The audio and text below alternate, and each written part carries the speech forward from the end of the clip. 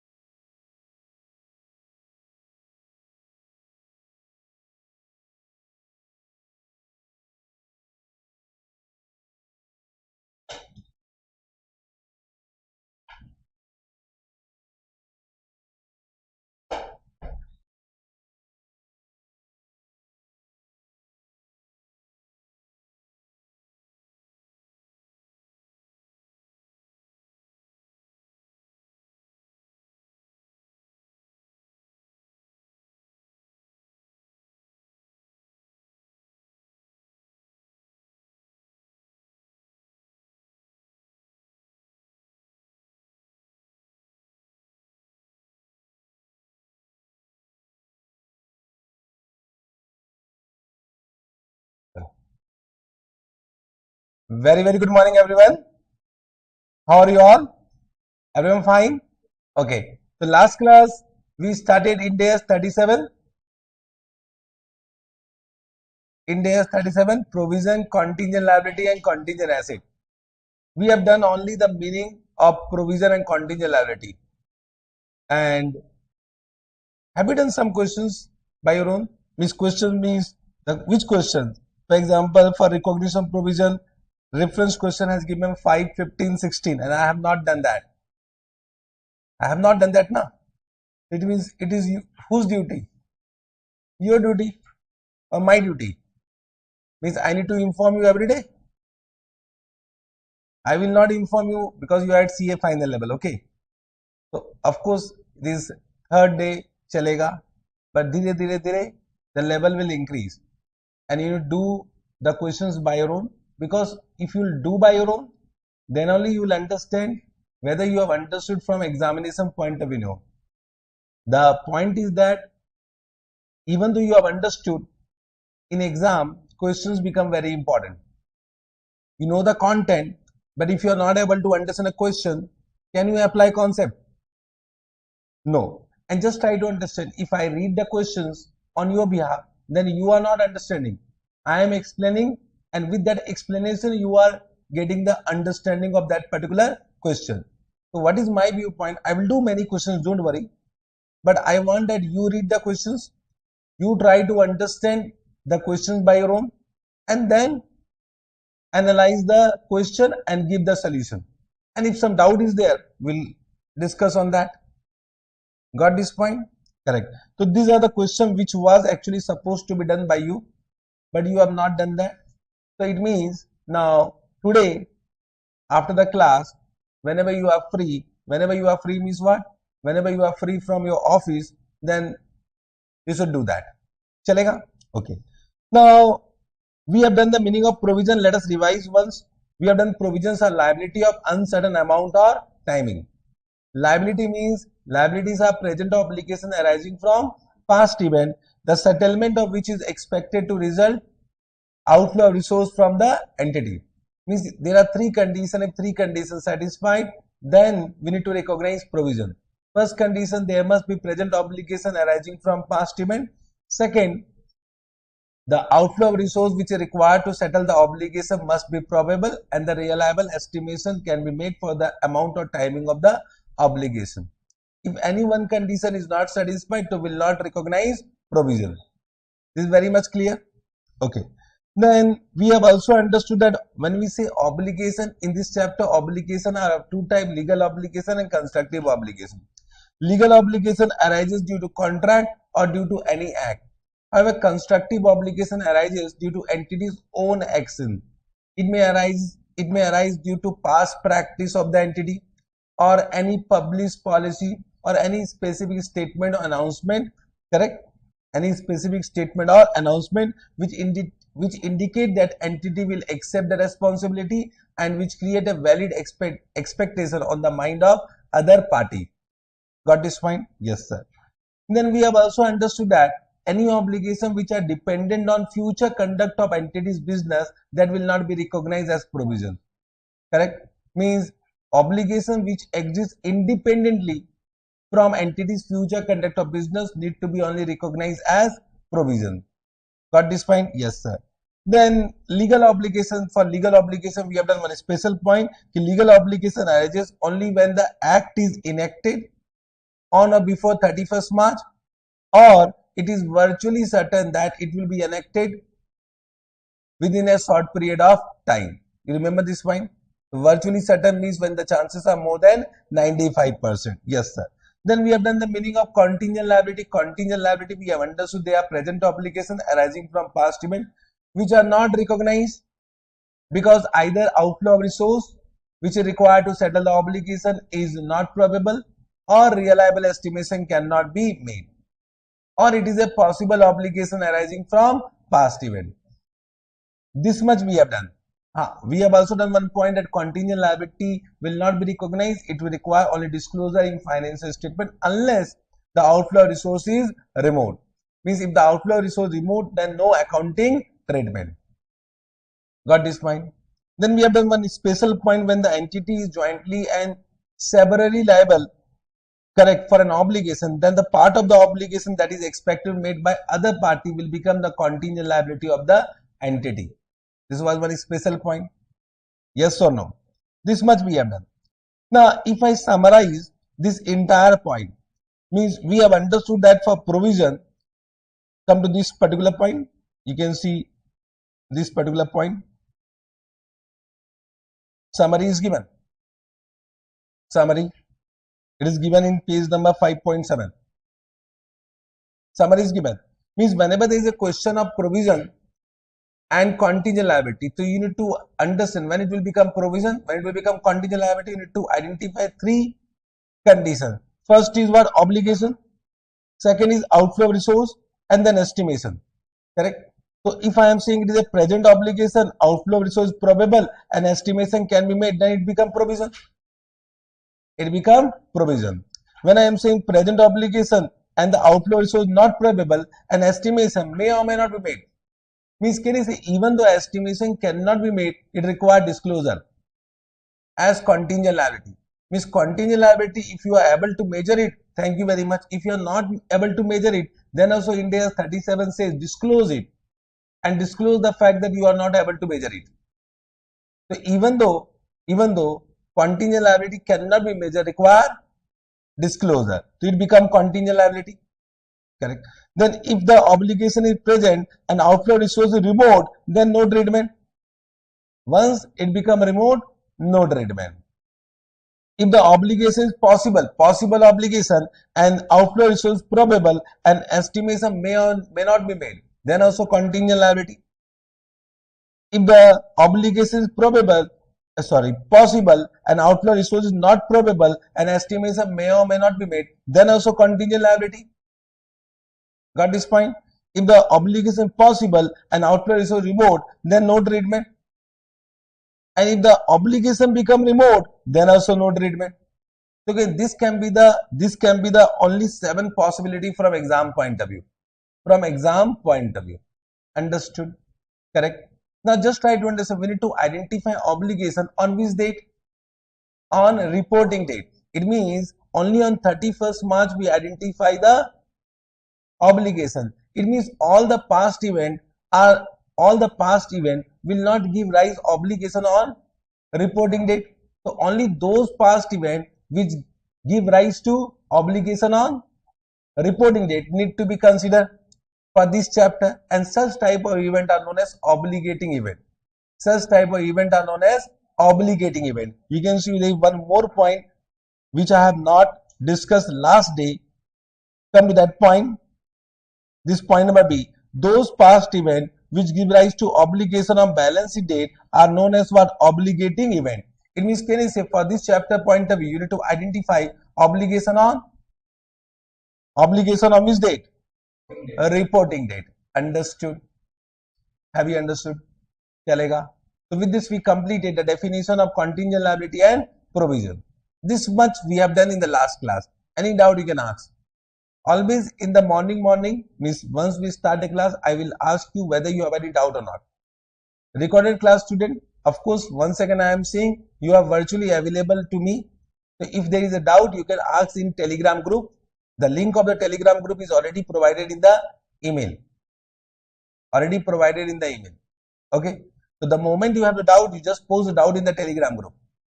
Okay. Don't postpone the doubt. Because once the doubt will remain forever, then the doubt will become what? A burden for you. Got this point? The doubt need to be cleared as soon as possible. And can you say, if you have doubt right now and if you are not asking, you'll forget the doubt. And the same doubt will come when you are doing revision from examination point of view. That time you don't have time to ask only. Chalega? So right now you are free, you can ask any doubt.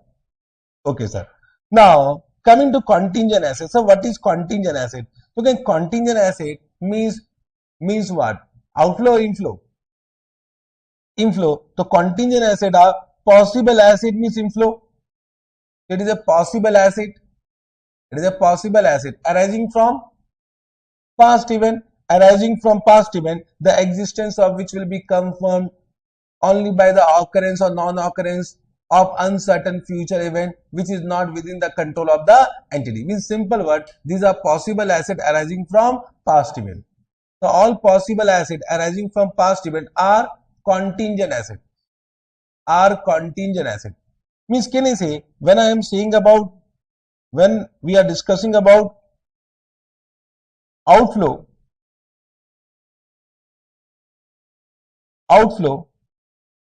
and inflow. So here we are discussing about present obligation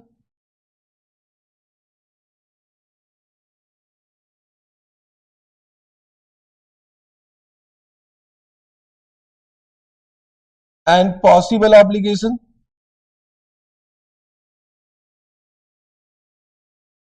Present obligation and possible obligation. Remote obligation right now I am not writing.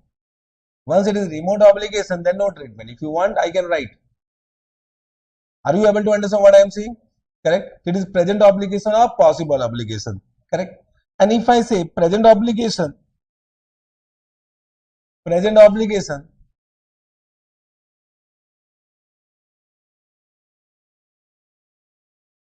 if I am saying present obligation,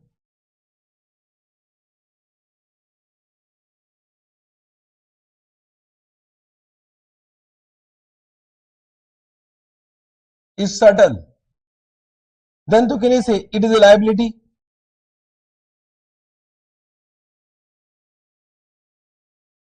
When I am saying certain, means present obligation means what? When chances are more than, when the obligation is probable. Obligation is probable means chances are more than 50%. When I am saying chances are more than 50%, means it will also include 100%. Correct? And I am also assuming outflow is also certain. Then become what? Liability. Then there is no requirement of provision. When I am saying uncertain,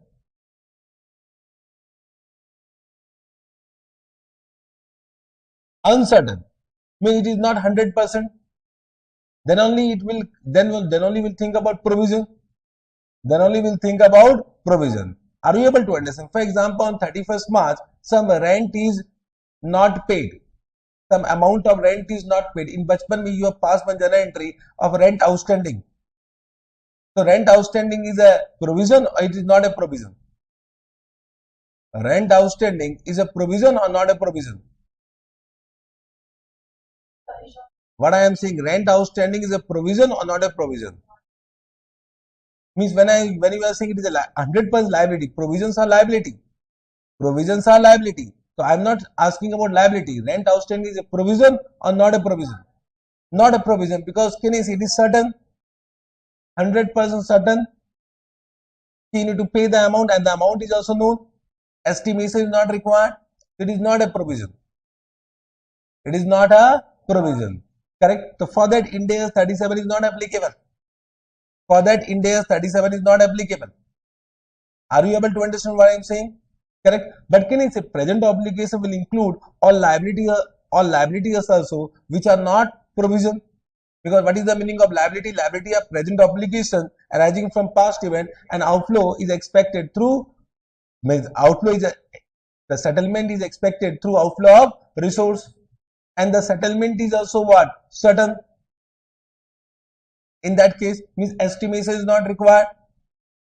Estimation is not required. I hope you are understanding. When I am saying uncertain, and that two condition, that two conditions satisfied, outflow is probable and estimation can be made, and other two conditions satisfied,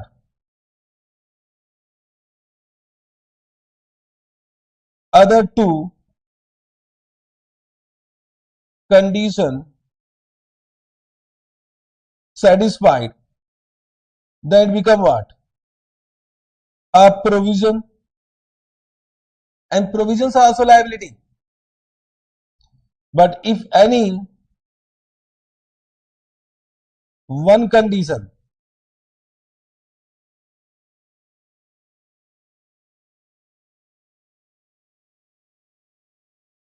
is not satisfied, then it is a contingent liability. Outflow resource must not be remote. That we have understood. I am not discussing about remote yahan par. Are you able to understand?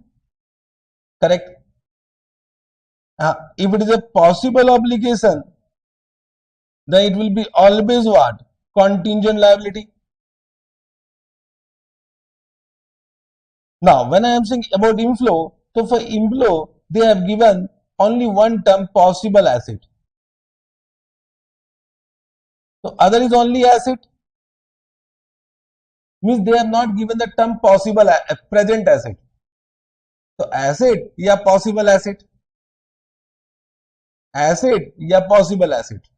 So, possible asset of what? Contingent asset. So, this possible asset will become contingent asset when the contingent asset will be disclosed. Now that we need to understand. When the contingent asset require disclosure, that we need to understand. For that, what India says, let me explain that. So, I hope you have understood the meaning of possible asset. You have understood the meaning of possible asset. Means, can I conclude in this way? The contingent liability may be possible obligation or it may be present obligation also. But contingent asset is only possible asset. Are you able to understand? Correct? Yes, sir. Now, recognition and disclosure. So, what they are saying, if the inflow are virtually certain, virtually certain means what? Chances are more than 95%. Means equal to certain, but not certain. The chances are more than 95%. So, what they want to say, if the inflows are virtually certain, then it is not a contingent asset, then it is an asset, and recognize that asset. Recognize that asset. Now, when you are recognizing the asset, can you say one aspect is what? Increase in asset, another aspect will be increase in income. So that you know, that I am not explaining. When I am saying about asset, so that is an expected income. So recognize asset means you are also recognizing what? Income. But in this chapter, we are discussing about recognition of asset, not recognition of income. So of course, when you pass a journal entry, asset account debit, so to income, respective income. Have you understood this point? Yes, sir. So whenever it is virtually certain, it shall be recognized as an asset and not treated as contingent asset. This point have you understood? If the inflow are probable means chances are more than 50%, but not virtually certain now. Not virtually certain. If inflow are probable but not virtually certain, then it will not be an asset. It is a contingent asset and require disclosure in financial statement. It requires disclosure in financial statement. So once the inflow are probable, then no asset is recognized. It is a contingent asset and disclose it in financial statement. There is notes to account. However, if you have done AS29 used to say disclose contingent asset in the report of approving authority. What do you mean by report of approving authority? You remember report of approving authority? Forget it. Director's report. So as per AS29, contingent asset is not required to disclose in financial statement. They used to say contingent asset, if you want to disclose in the report of approving authority, that is director's report. My question to you all, whether director's report is a part of financial statement? No. and AS is for what? Financial statement. Okay, that is bakwas. In director's report we can write anything, whatever we want, and director's report does not require any auditor. Okay, that is was the bakwas point. If you want to disclose where? In financial statement, and that is rectified यहाँ पर. That is rectified यहाँ पे. Disclosure need to be given only in notes to account. Either disclose or don't disclose. Either disclose or don't disclose. And if you are disclosing, disclosure requirement where?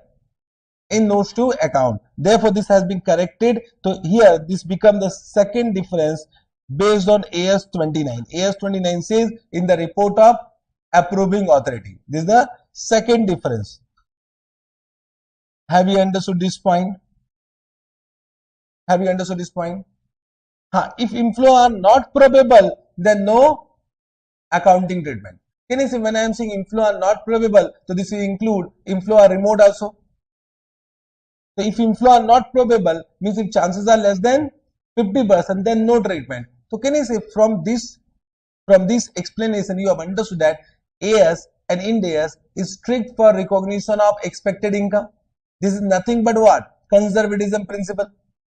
This is nothing but conservatism principle. Why? Because can you see if the outflow are not probable, then we are disclosing it as contingent liability. But here we are disclosing it as what? We are not disclosing only no treatment. This is nothing but conservatism principle. It means right now also we are conservative. We are conservative. Got this point? Now, if I just give a summary of outflow and inflow, just try to understand outflow and inflow. So if it is certain 100%, then to it is a liability, is an asset, then no, nothing to discuss. 100% certain means obligation is also certain and outflow is also certain, then liability and asset. But if it is virtually certain, if I am saying VC means what? Virtually certain. Then for outflow, can you say there is no concept of virtually certain? It is only they have given probable. Probable means chances are more than 50%. So if the chances are more than 95%, then also it will come under this category only. So can you say it will become provision, and provision is a liability only. Only a different name has been given. Means it is also a liability or not, but only a different name has been given for differentiation. It is an amount which is estimated. It is an amount which require estimation. Understood? But here they say it is an asset only. Means for this a different name has not been given. Okay, it is an asset. Got this point? Have you understood this point? Yes, sir. Now, when it is more than 50% and less than 95%, then we call it what? Probable. Then in this case provision, in this case become contingent asset. Yes or no? Means here it is not a contingent liability, but here it will become contingent asset. When I am saying less than 50%, it will become not probable. Not probable. Then it become contingent liability, and here no treatment. Once I am saying less than 5%, it become remote. Once it become remote, then in both the cases it is no treatment, no treatment. This becomes the summary of inflow and outflow. Chalega. I think with this more understanding is coming about inflow and outflow. So we have also understood the meaning of what? Contingent asset. Chalega. So meaning we have done. So now can I say you become expert in the meaning part? Now you only say when I started India 37, before that I have asked some question, what is provision, what is contingent liability, correct? You remember? So now your understanding become more clear or not? Your understanding become more clear, and this is the only difference between CA intern and CA final. This difference you need to understand. There in CA intern, even though you have not understood the meaning, even though you understood Thora, you pass the examination, but here it will be affected. Got this point? Yes, sir. Now coming to the next point about the measurement. Once we have understood the how to measure it, can I say provision require measurement? Provision require measurement, and contingent liability also require measurement. If contingent liability cannot be measured, then also it requires disclosure. But if it can be measured, we need to measure it. We need to measure it. I hope you are understanding. So whenever I am saying measurement, so it means we are covering both provision and contingent liability. So what Ind AS 37 says that whenever you are measuring, it should be the best estimate. It should be the best estimate. So best estimate. It should be the best estimate of what? Of the amount recognized as provision. Means the amount recognized as provision shall be the best estimate of the expenditure. So the which expenditure? Current expenditure or future expenditure? Future expenditure. Expenditure will happen in future. So of future expenditure required to settle the obligation at the end of reporting period. Required to settle the obligation at the end of reporting period. At the end of reporting period means just try to understand what they want to say. If you are good in English, just try to interpret this. What they want to say. If this is 31st March,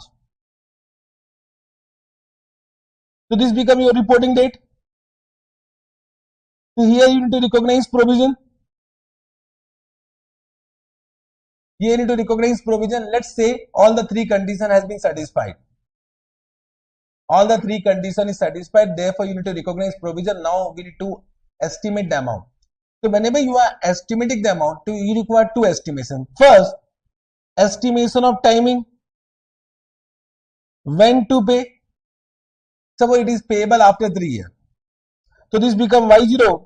So this become Y1. This become Y2. This become Y3.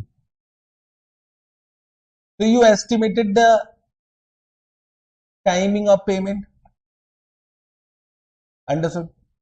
Then you need to also estimate the amount of payment. So you have also estimated the amount of payment and you have done the best estimate. Now how to do that best estimate, that I will inform you. Correct? And the best estimate by the management is 10 lakh. So this 10 lakh is payable after how many years? 3 years. But provision is created when? On 31st March, means Y0. So my question to you, apply your concept. Whatever you have done in CA Inter. Based on FM, financial management. Correct? Your amount of provision should be what? Your amount of provision should be what? Present value. Very good. Present value of what? 10 lakh.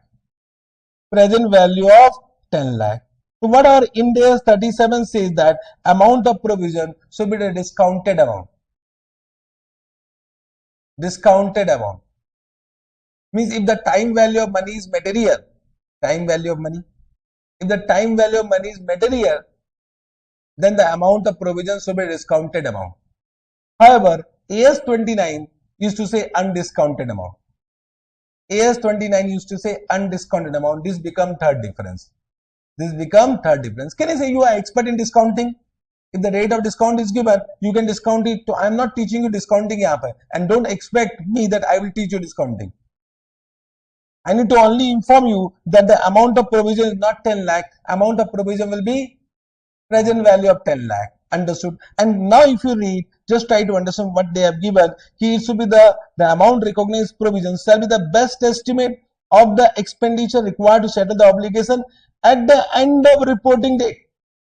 At the end of reporting date means if you settle today, how much you need to pay? So if you settle today, you need to pay present value of what? 10 lakh. Present value of 10 lakh. Got this point? Have you understood?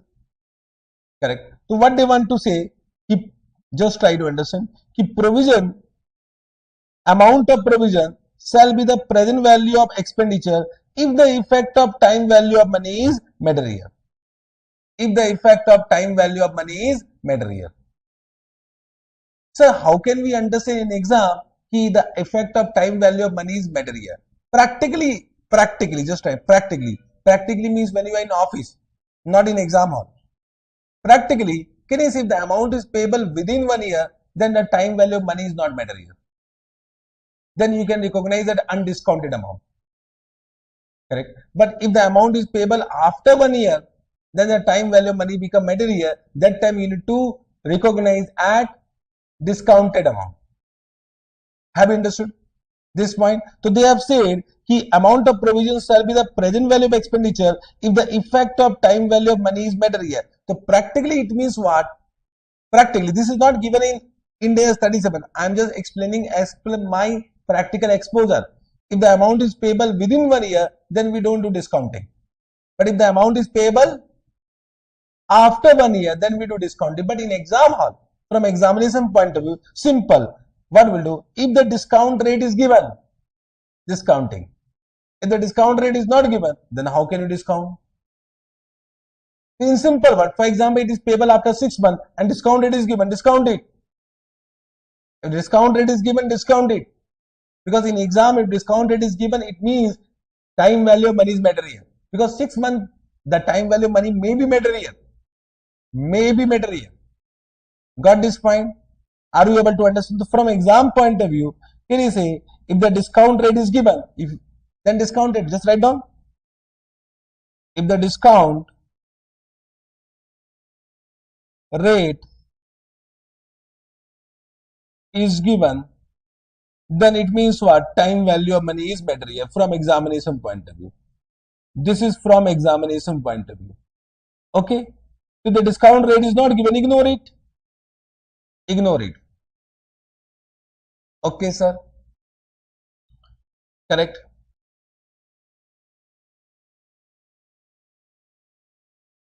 Have you understood? Now, provision you have understood, it is an expected expense, so that will be charged to profit and loss account before tax or after tax. Before tax. Therefore, provision should be measured before tax. Means it should not be net of tax. Whatever provision you are calculating, that should be before tax. It should not be net of tax. Understood point? All expenses are what? Before tax only. And therefore, the rate of discount should be also what? Before tax. Rate of discount should be also before tax, and the discount rate should be what? Pre-tax. Pre-tax. These all points are now important from MCQ's point of view. The rate of discount should be pre-tax, not post-tax. You know about pre-tax, you know about post-tax. That I am not explaining.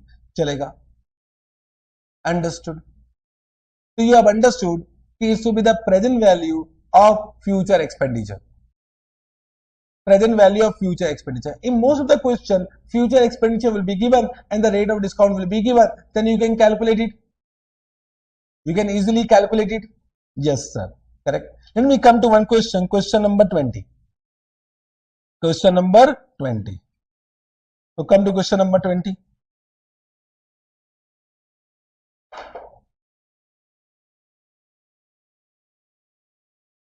I like this question personally.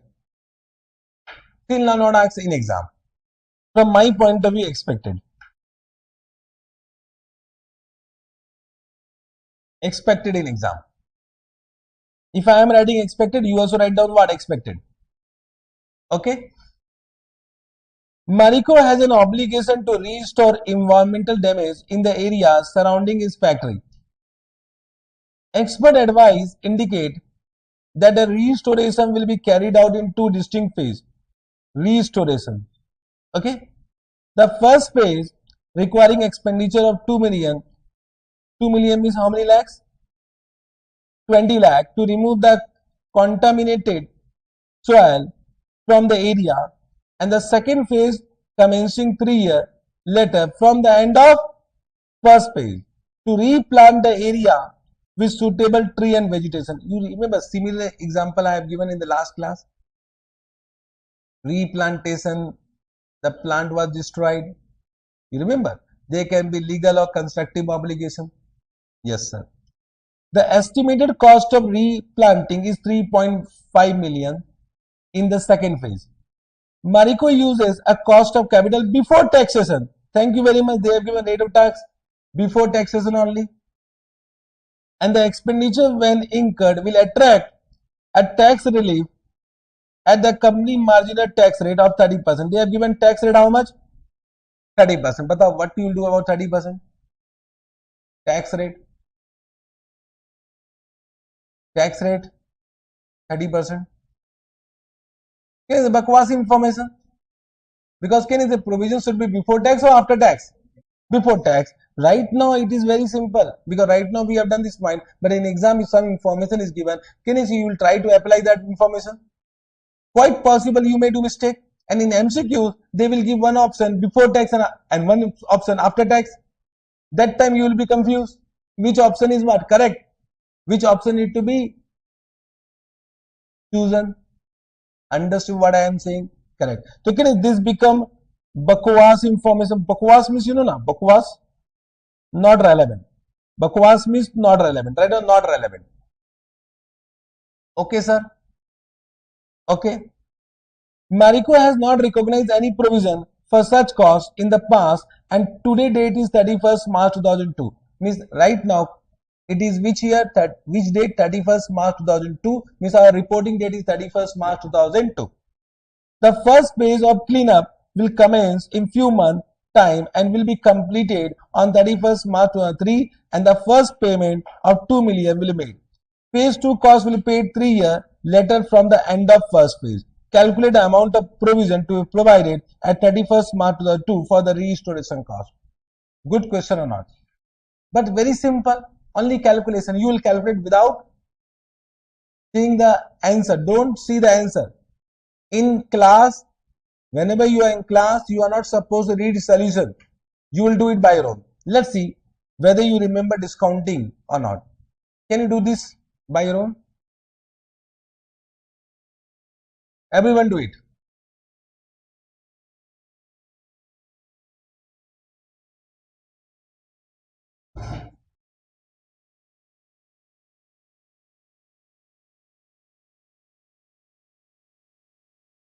Done. What is the answer? One answer I got 18 lakh, 18,000. 18 lakh, 18,000. 181.82. This is one answer I got. Second answer.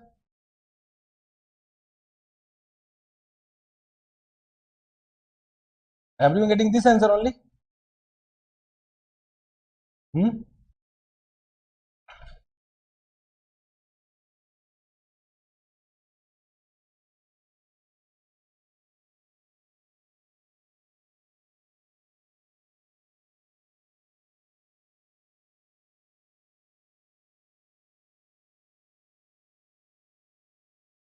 बोलो.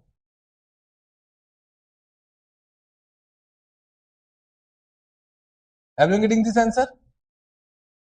No. Now you want to change the answer.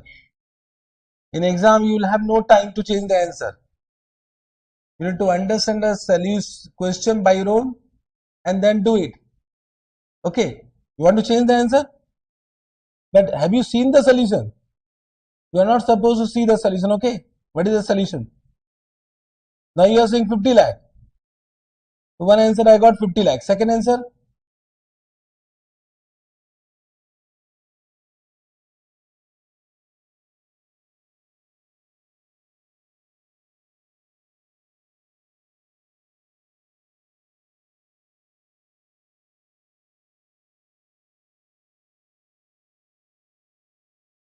This much time. Then the one question in one class.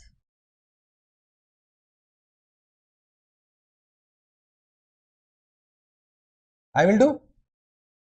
You want to give answer? Chalo. It means just try to understand what mistake you are doing first, because this is an exam question. Exam question. Right now, though you are relaxed. In exam hall, you are not in the same condition as right now you are. First, what I have observed, most of you are doing calculation in calculator. No one is writing. You think you are Paramatma, you can do everything in one calculator. What do you think about yourself? Once again, from a student, you started become auditor. Change yourself, otherwise ICI will change you. Correct? But right now, I know you are in CA final, you are doing articleship, you are doing auditing, and you start become auditor. You are not writing anything. Till you write, you will not understand. Okay? Now, first though, let me explain what they have said. Just try to understand. Understanding the question is more important than giving solution. You can give solution only once you have understood what? Question. We are doing question number 20. Question number 20. It is given right now, it is 31st March 2002 na? Then this become 31st March 2003. Then this become 31st March 2004. Then this become 31st March 2005. And this become 31st March 2006. So right now we are standing at this point of time. Okay. The first payment is done after 1 year. How much? 20 lakh. 20 lakh na. And second payment is done at which point of time? 31st March 2004, 5 or 6? 4, 5 or 6? 4, 5 or 6? 6 na? 6. But I don't know what you have understood. Now I have drawn to your thinking. Have you understood the same thing? Good. So how much? It is 35 lakh. Understood. Now what is the rate of discount? Discounting factor at what rate? 10%. So this will be 0.909 and this will be how much? 0. This will be 0.826. Okay. Then 0.751. Then 0.683. So your answer is what? Your provision amount will be 20 lakh multiplied by 0.909. How much? 18 lakh. 18,181. And then 35 lakh multiplied by 0.683. 23 lakh. 90,500. The total is what? 42 lakh 8,500. What is the answer given now? See the solution. Let's see. It is 42 lakh 8,500. Exactly the same. Batao. Can you say we are only making our question complicated? And then we say ICI exam is difficult. And I said it is an expected question. Means from my point of view, this type of question can come in exam. Either for 2 marks or 5 marks, that I don't know. Are you able to understand?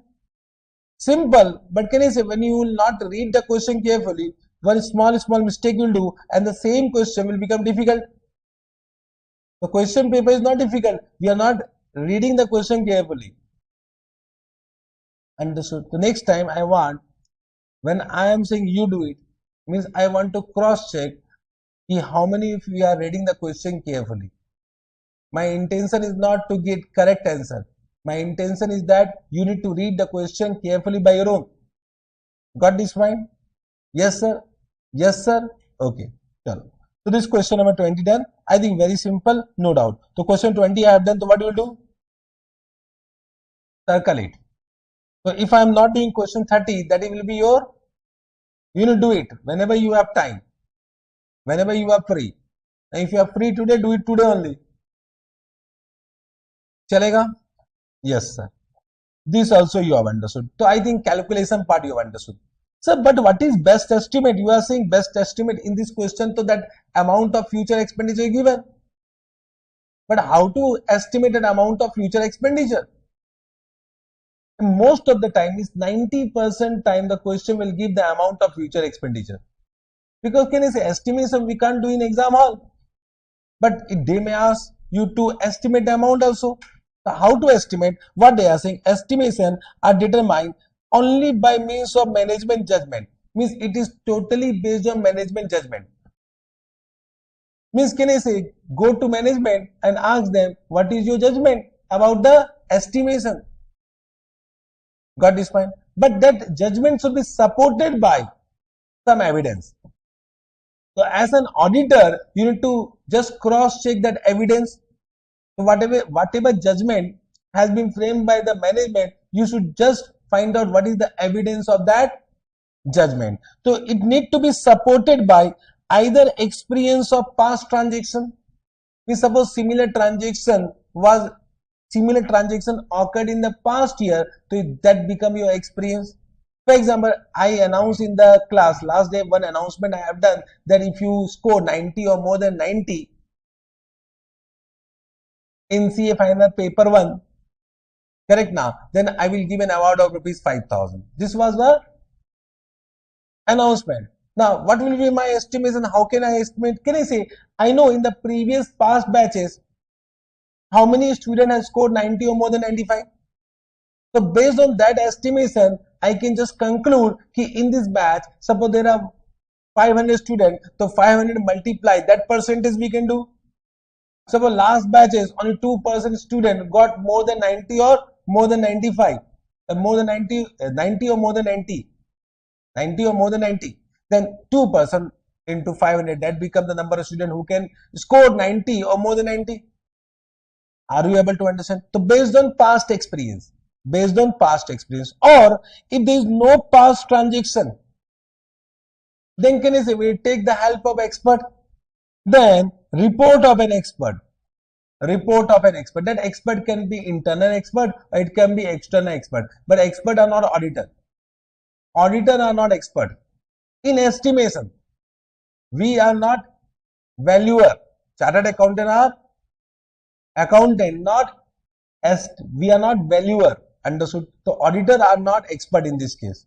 Chalega. Report of an expert, it can be internal, it can be external, it can be any engineer, it can be any other person.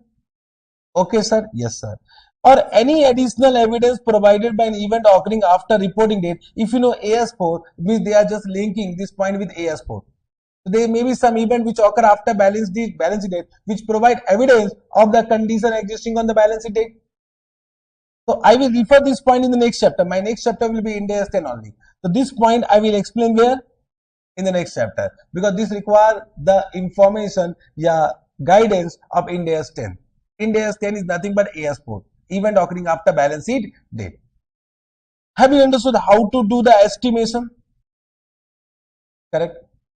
So estimation, whatever estimation is done, that is determined by the management judgment. But sir, how to measure? One more question will come. So what they have said about the measurement, there can be two situations. First, when the obligation involves large population.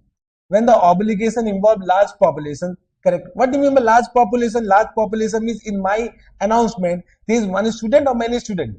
Many students. It means in my example, announcement wala example, can I say the obligation involves large population? So whenever obligation involves large population, our Ind AS 37 says that provision amount will be an expected value. An expected value is nothing but weighted average of all possible outcome. Correct. So what they are saying, when obligation involves large population, determine expected value of obligation, that is weighted average of all possible outcome. Got this point? So what do you mean by weighted average of all possible outcome? Let me take one example to explain this. Can you say this average will be calculated based on the information given in the question? Now, average you know how to calculate. And you need to only apply the probability. Correct? Let me take one question to explain this. Come to question number.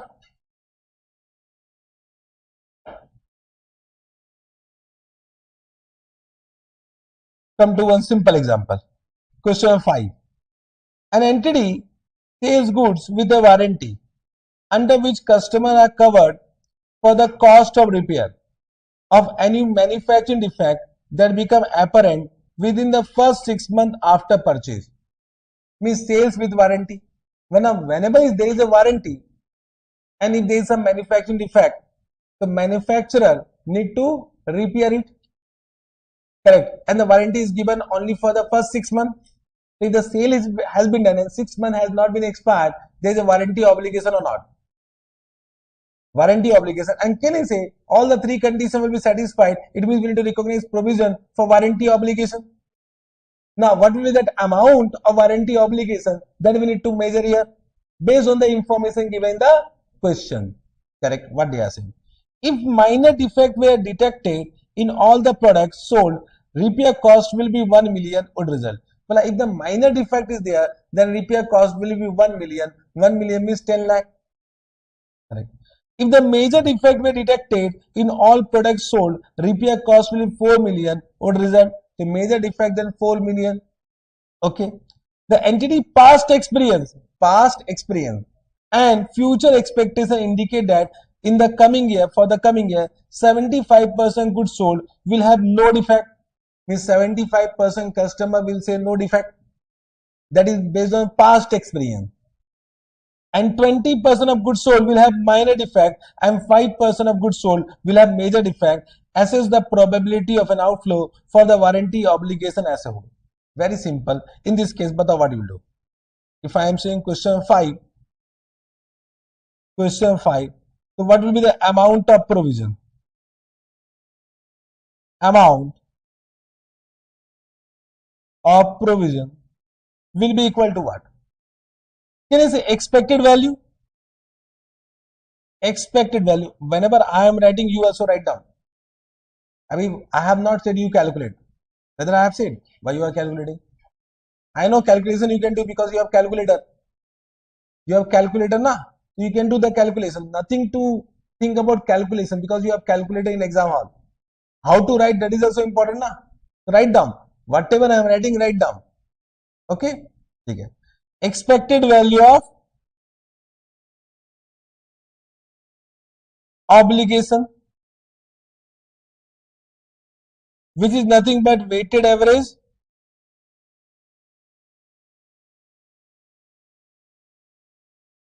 of all possible outcome, which is what? Batao. How much no defect? How much percentage? So 75% of the total goods sold. What is the total goods sold? How many units sold? So they have not given the unit. So 75%, the amount of outflow is nil. Then what is the minor defect? It is 20% of what is the amount? 20% of 1 million. Then what is the major defect? 5% of 4 million. This become the answer. But what is the amount?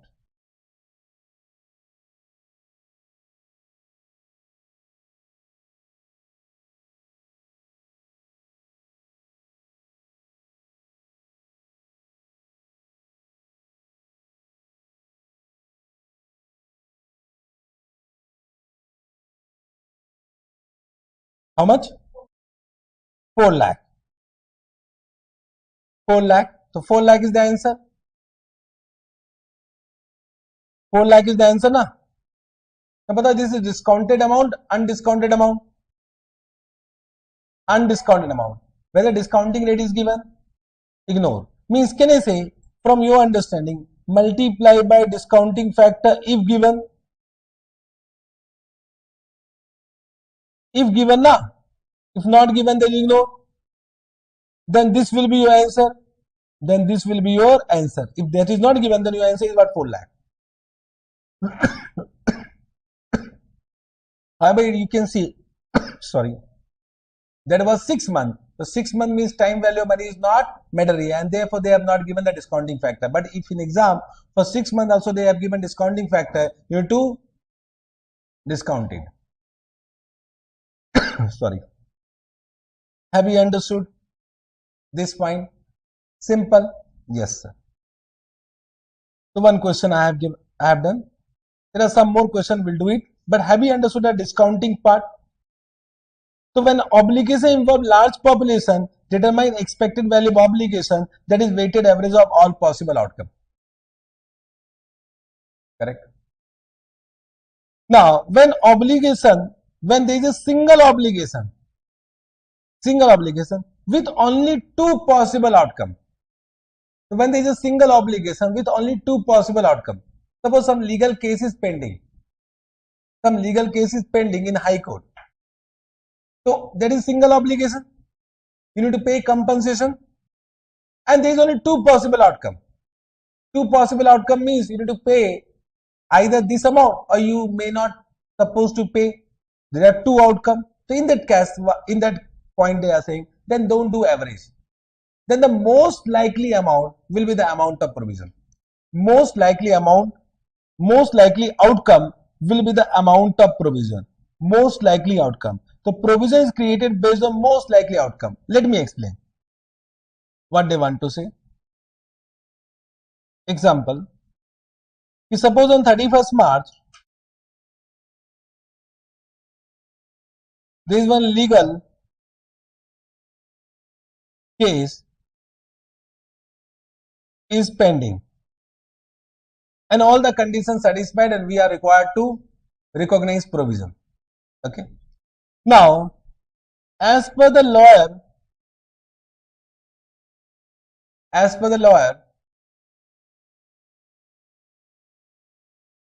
there is 70% probability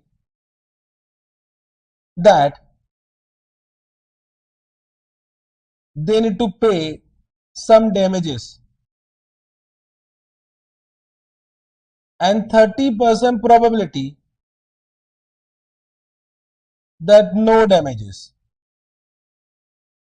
Understood? And 70% is the amount 20 lakh. Understood?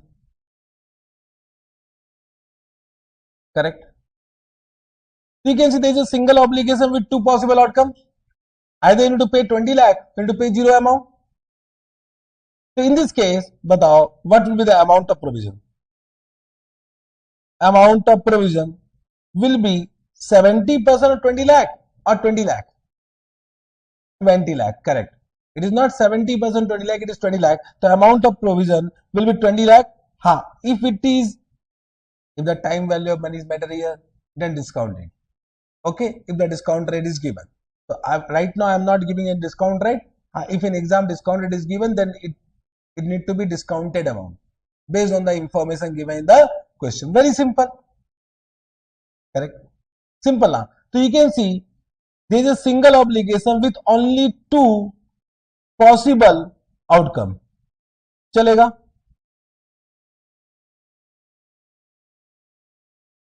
Okay, sir. Let me take one more example. If I say in this way, on 31st March, legal case is pending and now based on lawyer, they are saying 70% there is a chance of low damage and 30% chance of high damage. Are you able to understand? Damage means compensation. Now it will be suppose 2 lakh and it will be 10 lakh. Now what will be your answer? 10 lakh, 2 lakh or average? So your amount of provision will be 2 lakh. Got this point? Have you understood? Now this type of question has not been given in ICS study material. For two possible outcomes, till now no question has been given, but from my point of view in MCQ they may ask this type of questions. Let me change the question. On 31st March, once again legal case is pending. Okay, sir. Now they have given the chances of no damage is 20%. The chances of low damage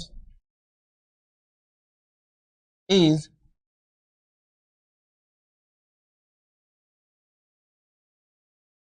35% and chances of high damage is what? Balance 45%. Understood? Correct? So amount is what? Nil.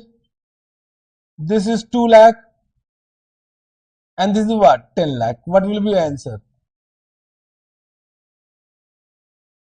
Now, there are no, this is not two possible outcome. It becomes three possible outcome, means now we need to find out expected value. Means weighted average of all possible outcome. Understood this point? In this case, the amount of provision will be equal to, batao, it is 20% of null plus 35% of 2 lakh plus 45% of 10 lakh. Understood this point? Correct. Always in exam, write on 20% of nil also.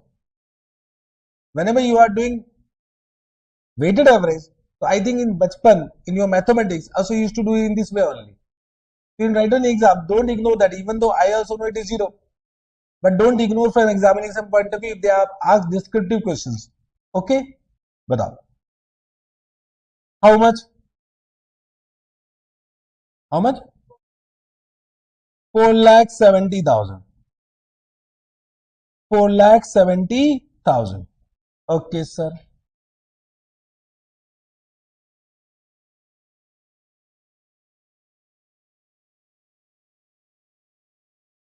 Don't give me wrong amount. You have calculator. Please don't do calculation mistake. I become angry when you are doing calculation mistake. Whatever calculation should be correct. Okay? So don't do calculation mistake. Otherwise, I will start doing calculation on your behalf. How much?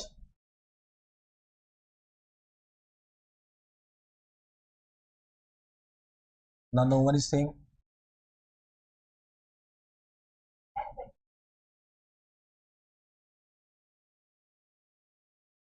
5,20,000. 5,20,000. I think last class also you have done one mistake in calculation. I think, let me check.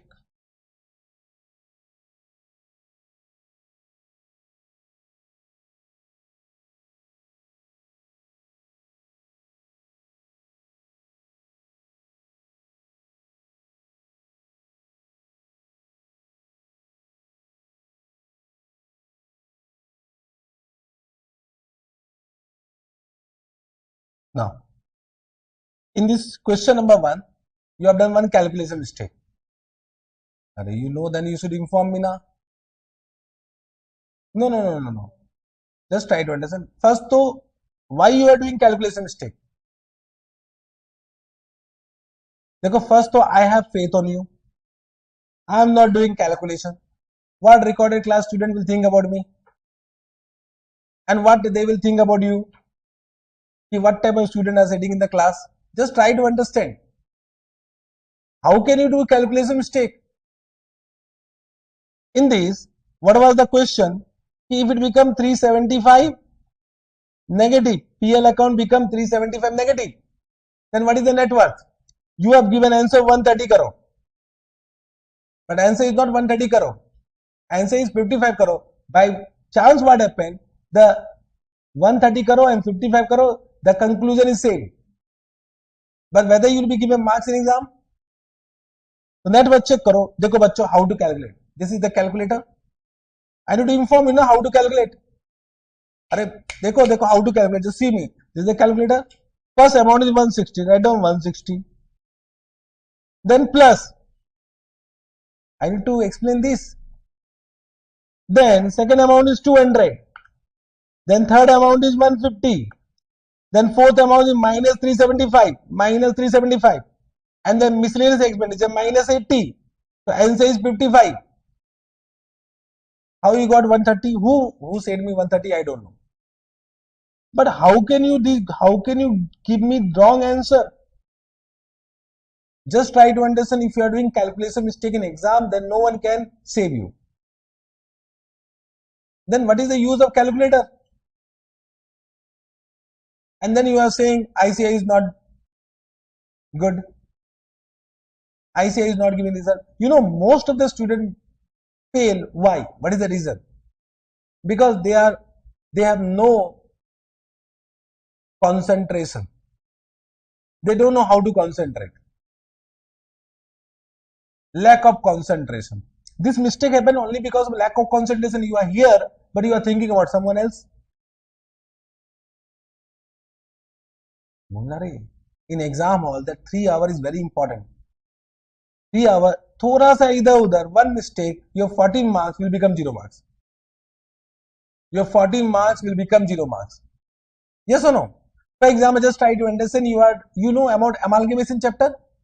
Amalgamation chapter 1, PC is wrong, so everything is wrong, na?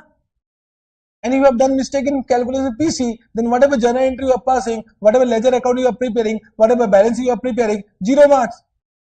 Because that PC will affect entire solution. So it means high level of concentration required. You know everything, but you are not able to write because of lack of concentration. So most of the students fail not because they are not good, they are good students, but they don't know how to concentrate. And in this world, it is difficult to concentrate because you have what? Social media, you have smartphone, you have many other things in your life. Correct now? In our days, believe me, we were not having any social media. No, so we were not knowing about, we don't have internet connection only in our home. That time too. Internet connection means what? Use thing. Wi-Fi means use thing. That time. Smartphone, no, it's phone only, smartphone वहां से. Phone में डब्बा phone, that time. डब्बा phone you know ना. So that time becoming CA was easy. This time becoming CA is difficult because of this particular point, because you don't know how to concentrate. When you are studying, if you have a smartphone with you, so you will go to a smartphone na. You will be deviated.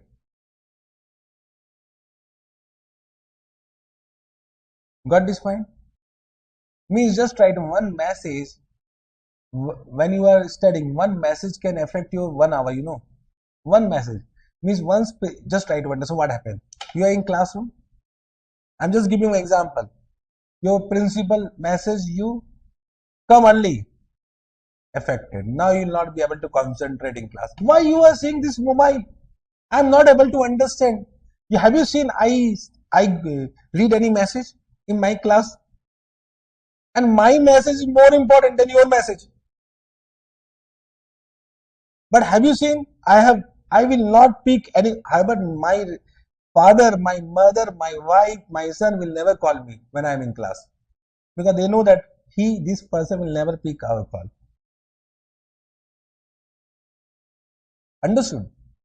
You will never see that I am answering any call. I will not see any message, because I know if I see one message and that type of message came which may affect my concentration level, then I can't teach only. So what I have informed to my home, if any emergency, call to my boy. They will inform me, sir, then I will know. Are you able to understand? Because I also require high level of concentration. I will say, when you are in classroom now, just what? Ignore this. Please ignore this. Not only in classroom, when you are studying, ignore this. If you want discipline in life, you need to ignore this. After study, this, once you have done study, then see now whatever you want to see. Whatever you want to watch, watch now. Whatever you want, play now. But not in study time. You need to learn this. CA become easy. CA will become easy. Got this point? But once again, CA final student will not follow my suggestion. Because for them, client is important, principal is important. Career is not important. I'll become CA 6 months, 1 year, 2 year, 3 year. Career is more important. That client will not help you, because that is not your client. That principal is not your relative. Who is that principal? Nothing in your life. So why you are giving damn importance to that principal message? Your time is 10 now. Go to at 10. You can't go early. Say, I can't come. I have not seen the message only, sir. Why you are observing the message? Sir, I have not seen the message. I was sleeping. Don't give any damn importance. First, your career. Which is important, your career or principal? His client or your client? His client is important. You want to create your own client, and you can create your own client when you become CA. Are you able to understand? Please, this type of mistake I will not take it as a grant. Matlab, this I normally say worst mistake. As a 55 was correct, sorry. 55 was correct. So please correct it. Please correct it. Now I will always cross check your calculation. One thing I have understood that you are giving me wrong calculation. Okay, sir? Chalo. Now, coming to. So this is 5,20,000 correct now? And everyone will calculate. No one will depend on others' solution. Virtual class student, you need to also do calculation by your own. Don't copy paste. Okay? Yes, sir. Chalo.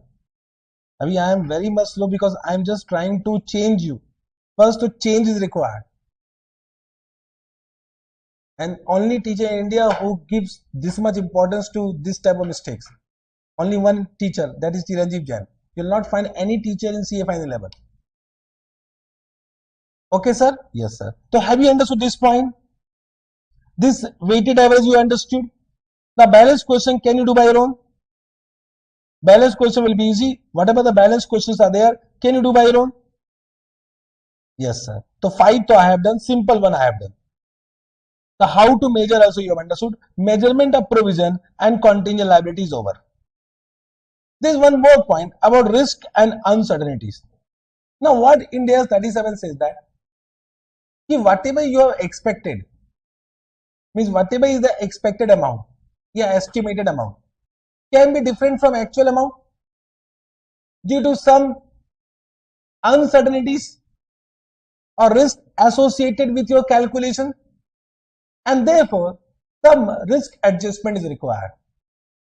Because just try to understand whatever you estimated, that estimation was based on past experience, but future can be different. So in past experience, the amount of minor defect was 1 crore as per the one of the question, but in future that can be 1.5 crore. Yes or no? So some risk adjustment is required or not? So some risk adjustment is required. Don't worry, this risk adjustment will be as per the information given the question. If question is silent, then no risk adjustment. Means everything will do in exam based on the information given the question, but we should know what to do. So what they want to say, a risk adjustment should be made for the amount the entity would pay in excess of the expected present value of outflow due to uncertainty attached with the actual outcome. Understood English? So some risk adjustment is required, correct, for the amount that entity may pay in excess of expected present value, whatever you have calculated based on the actual outcome. So suppose your expected present value was 10 lakh, but actual amount was 12 lakh. So there is some risk associated with that. So right now, provision should be adjusted with that risk and uncertainties. So how to do that risk adjustment, that we need to understand. Ind AS 37 has given 3 ways of risk adjustment in exam as per the information given the question. But what are that 3 ways that we need to understand? That we need to understand means just try to understand. If I take this example, this, correct, means question 5, they have given outflow they have given. What was the outflow of no defect? 0, nil. What was the outflow of minor defect? Minor defect was how much? Question 5. 1 million, na? 1 million is 10 lakh. And what was the outflow of major defect? 40 lakh. Correct? Then we have applied discounting factor. Suppose they have given, in this question discounting factor was not given. Suppose discounting factor is given. I am just converting question number 5 to explain this particular concept. Discounting factor at a rate of 10%, suppose. Correct. And suppose it is payable after year 1. It is payable after year 1. Correct. Then we will find out present value, and this will be what? The amount of present value. Correct. So they are saying you can do risk adjustment in 3 ways. Either you can do risk adjustment in the outflow only, either do some plus risk adjustment. Means suppose that you are of the view that you need to pay 5% more, so your 10 lakh will become 10 lakh plus 5% as per the information given in the question, or 40 lakh plus 5%. Correct. Or you can do risk adjustment directly to the present value plus risk as per the information given in the question. Or you can do the adjustment where in discounting factor, risk, we call it risk adjusted discounting factor. These are the 3 ways. So either doing this, or doing this, or doing this, not all in all 3 as per the information given the question. Means in question they will inform you. You can't do it by your own. Understood? So as per the information given the question, apply it. Most of the time in exam question they will give you risk adjusted discounting rate.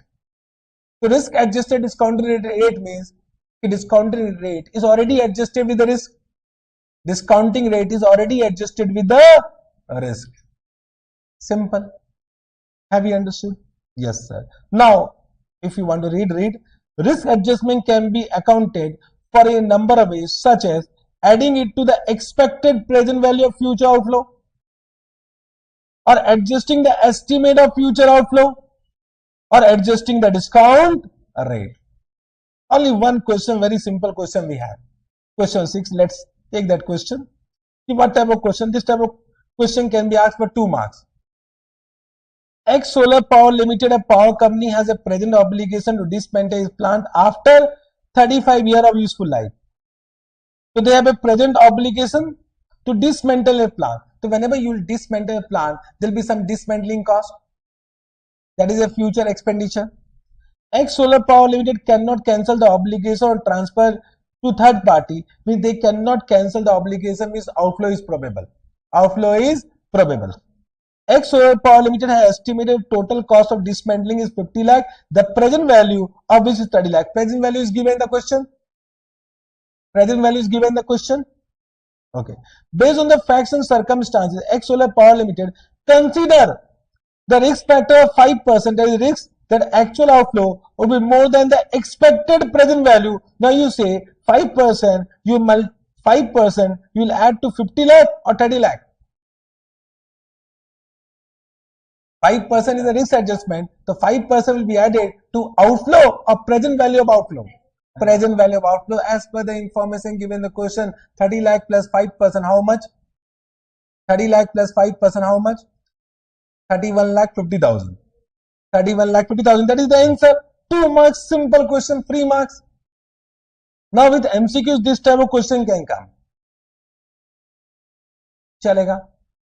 Understood. Only one question of this nature has been given. But can you say any question of any type given, you can do it now. They may ask you to increase this. You can increase this and then calculate present value. What is wrong in that? You can do it. So that is not out of syllabus. If that type of question is coming, if you have understood this, you can do it now. Yes or no? You can't say, "Arey sir, new question out of syllabus." That is not out of syllabus. You already have explained it. Okay. Yes, sir. Done. This also you have understood. Now with this we have completed measurement. So can you see you have understood meaning? You have understood measurement. Now only disclosure. Disclosure. But there are 4 special points in this chapter. However, that 4 special points require the concept whatever we have done. But this 4 special point is mentioned in India 37 only.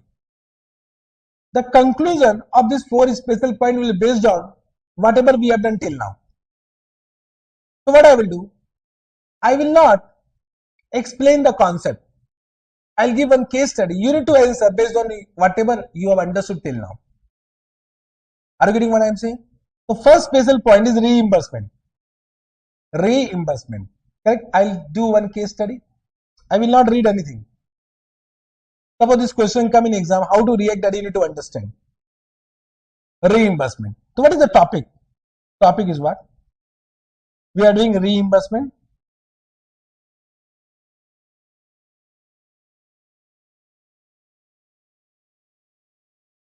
Reimbursement. Suppose on 31st March, there was one legal case pending and the best estimate, now we have understood how to estimate it now. Best estimate of amount of provision is 10 lakh. Understood? Correct? Now what happened? Because this damages, whatever they are supposed to pay, was due to some of the activity of one of the director. So director has given a guarantee. The director has given one commitment. They will reimburse the entire amount to the company. Understood? So this 10 lakh, if suppose it is payable as per the actual decision of the court, so this will be reimbursed by whom?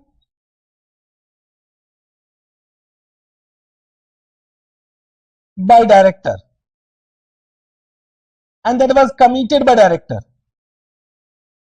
Got this point? Now 2 point came. If there is a reimbursement of the expenditure for which provision is required, so whether you recognize provision, first point came that. Will you recognize provision? Means this amount will be reimbursed by third party. Whether provision is required or not required. This is the first question. What do you think? Provision is required or not required? Yes.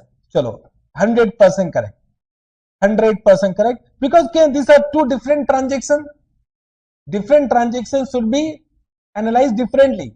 And of course, all the three conditions satisfied. So provision is required. So provision is required with what amount? 10 lakh. So right now I am not discussing about provision. Provision you have understood. Now reimbursement means what? Possible inflow. Now you say, what will do about this inflow? Very good. Asset or contingent asset. When you are giving this type of answer, now I am happy. Now when asset? When contingent asset?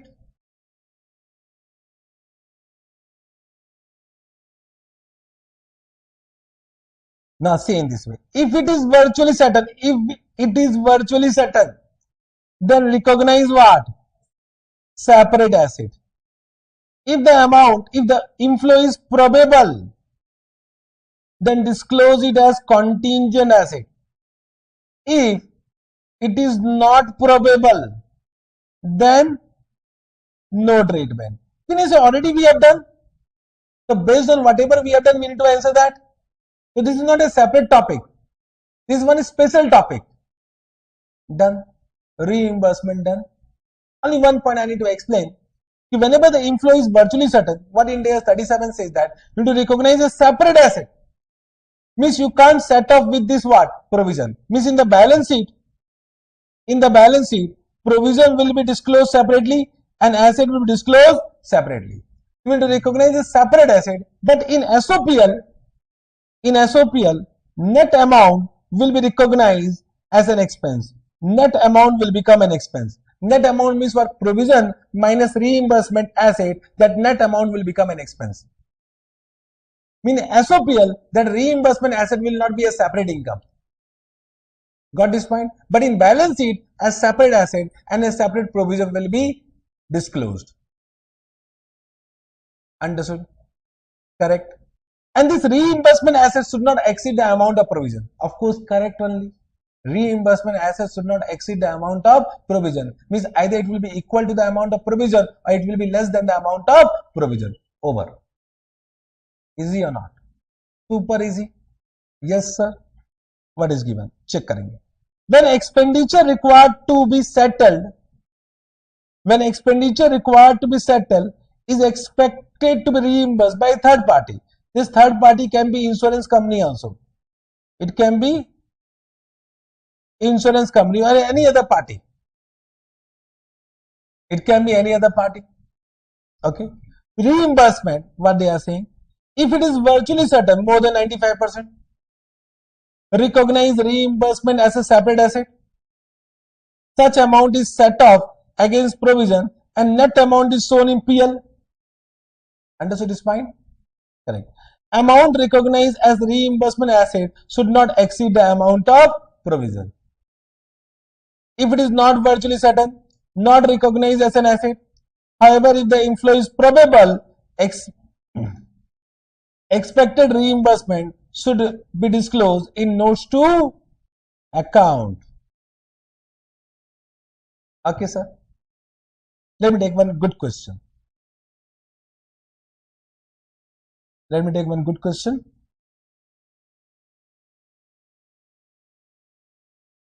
23. Till now not asked in exam. Can be asked in exam. That unexpected.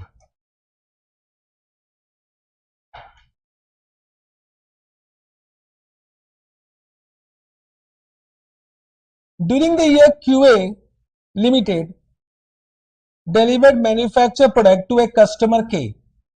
Okay. The product were faulty and on 1st October 2016 customer K commenced a legal action against the company claiming damages in respect of losses due to supply of faulty product. Ms. K has filed case against QA Limited. First para you understood? Upon investigating the matter, QA discovered a product were faulty due to defective raw material purchased from supplier F. Now what QA will do? QA will file a case against supplier F. Therefore, on 1st December 2016, the company commenced legal action against F claiming damages in respect of supply of defective raw material. Okay. Means what actually happened? QA Limited, we are doing question number 23. So we have one QA Limited, correct? And customer K filed a case against QA and QA filed a case against F. Means this question we are doing from which company point of view? QA point of view, na? From QA point of view. Okay, yes sir. Now what they have said? QA Limited has estimated that is probability of success of both legal action, the action of K against QA Limited and action of QA Limited against F is very high. Can you explain this sentence to me? What they want to say?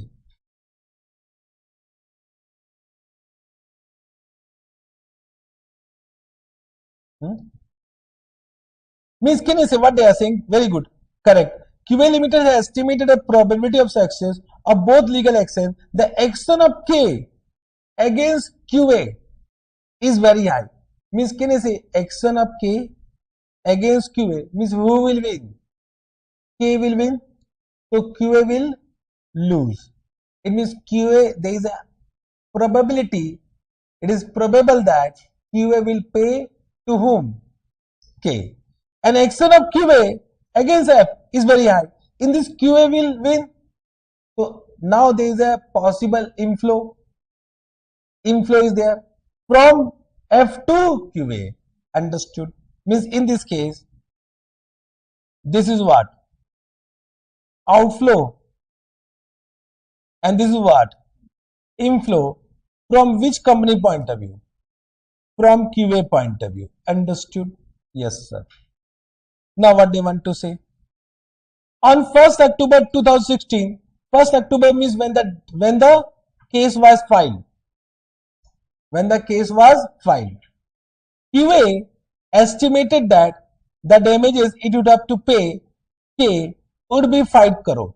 This estimate was revised to 5.2 crore on 31st March 2017 and 5.25 crore as on 15 May 2017. This case was eventually settled on 1st June 2017 when the company actually paid how much? 5.3 crore to K. Means they have given 4 amount.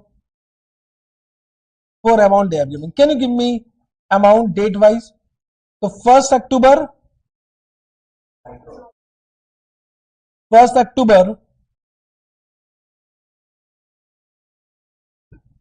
2016, it is 5 crore. Then 31st March 17, now it is 5.2 crore. Then 15 May 2017, 5.25 crore. Then actually, sorry, 1st June 2017, 5.3 crore. Low. Got this fine. Then what is given? On 1st December 2016, when QA filed a case against supplier, QA has estimated that it would receive damages of 3.5 crore from app. This estimate was revised to 3.6 crore on 31st March 2017 and 3.7 crore as on 15 May 2017. This case was eventually settled on 1st June 2017 when F paid 3.75 crore to QA Limited. Can you give me date wise? 1st December how much? 3.5 crore. Then 3 point, then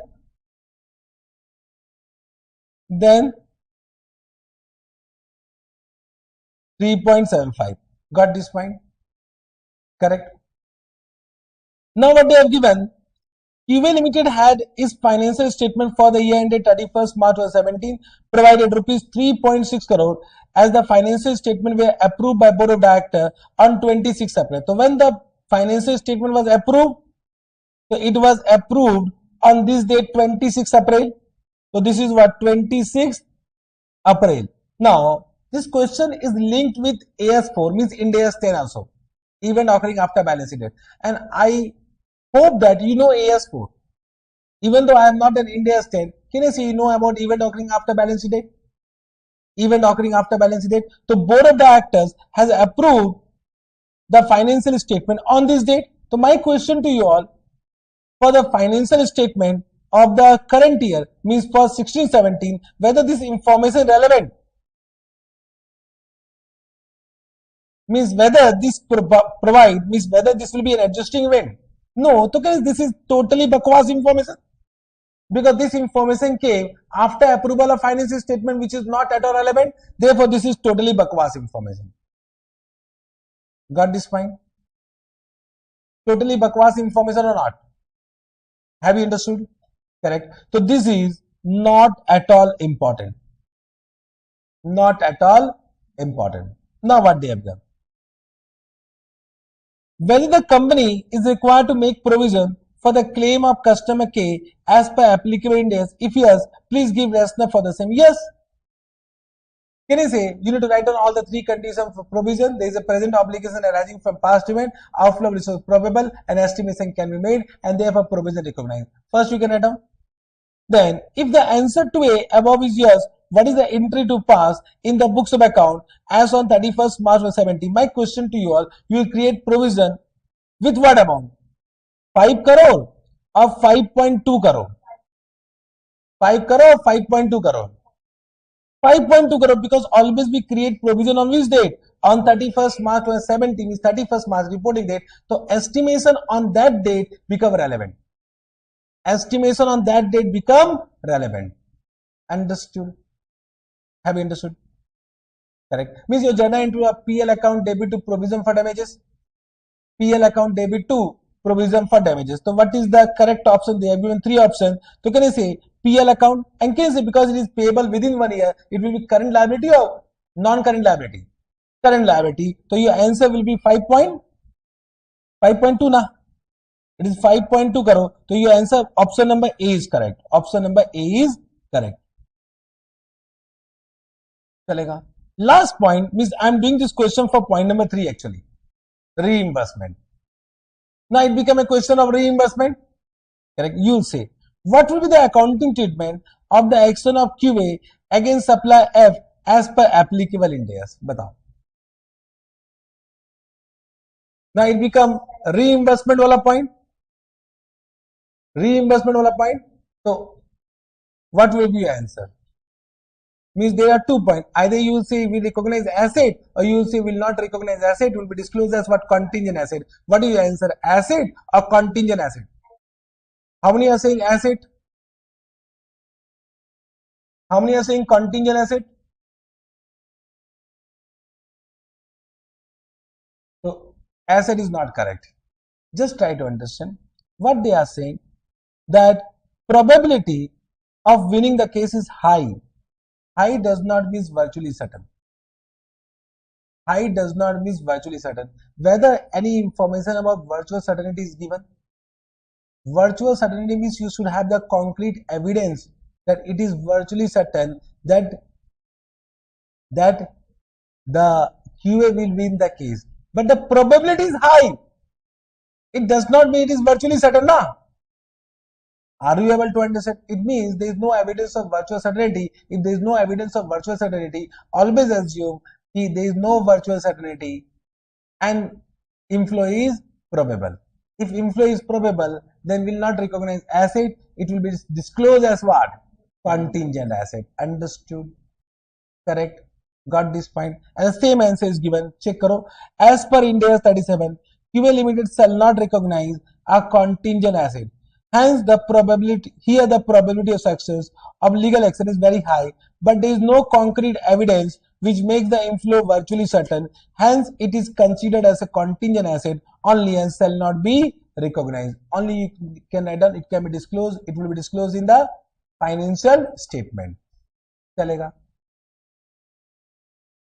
Good question or not? Good question. Why? Because it is lengthy. A lot of information are given. Understood? Achha, from your point of view, whether this type of questions should be asked at CA inter level? From your point of view, whether this type of questions should be asked at CA inter level? What do you think? Yes or no? I am doing this question at CA final level. What do you think? Whether this type of questions should be asked at CA inter level? Yes or no? Yes. Because you passed the exam. Nalayak, this type of questions should not be asked at CA inter level. And believe me, they do, means I will say, apart from last to last attempt, there were no such question, but in last attempt, in RTP, they have given this question. Copy paste from CA final to CA inter. Are you able to understand? Means most of the question I will prove in CA final class if they have asked in CA final as well as in CA inter. And in CA inter for 4 marks and CA final 6 marks. So which is difficult, CA inter or CA final? CA inter is difficult, CA final easy. Only you need to study, you need to be disciplined. Are you getting what I am saying? Chalo, theek hai. But from my point of this type of question should not be asked at CA inter level. From my point of view. Because I know the level of CA inter student. Right now you are saying because you pass CA inter. Okay. Chalo. Okay. Good. Let me take one more question if you want. Can we take one more question for understanding? 29. Let us take 29. 29.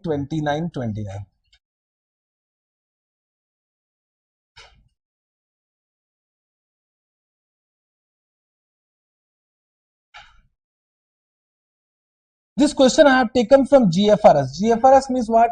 It was in old scheme of syllabus. There was one elective paper GFRS. So I have seen sometime ICR take question from there in FR exam. Okay, let us do some questions from there also. Mr. Goyal also mentioned that during the year ended 31st March 2017, ABC Limited provided consultancy services to a customer regarding the installation of a new production system. The system has caused the customer considerable problem, so the customer has taken legal action against ABC Limited for the loss that has arisen as a result of the problem with the system installation. Have you understood? The customer has filed a case against Mr. Which company? ABC Limited. Mr. Goel may be accountant or whatever. The legal department of the group felt that there is 25% chance to successfully defend the claim. However, at the same time, it is also felt that 75% chance is that ABC Limited may require to pay damage of 1.6 million. Okay, so 25% chance they will, 75% chance they need to pay 1.6 million.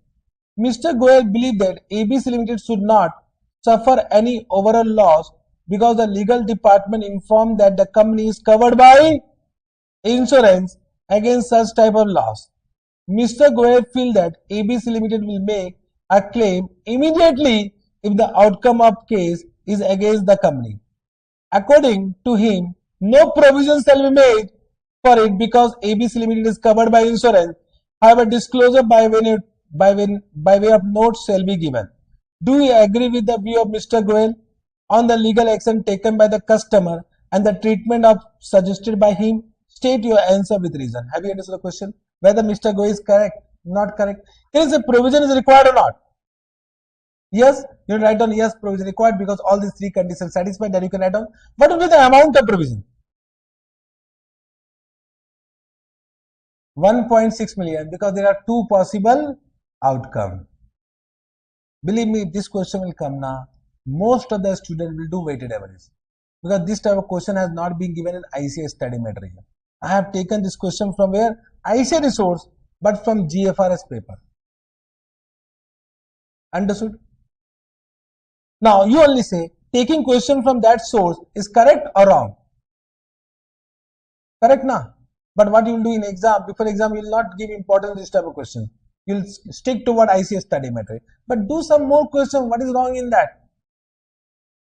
Nothing wrong in that now. And easy only. 1.6, you can see they have also said in this case a provision of 1.6 million seems to be appropriate. Now what about insurance claim? Batao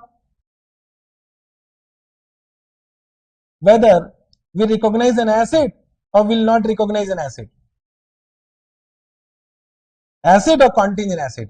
Can I say right now nothing has happened and there is no virtual certainty because can I say claim for claim a survey will come, they will do some analysis. So right now there is no virtual certainty. So what they have given?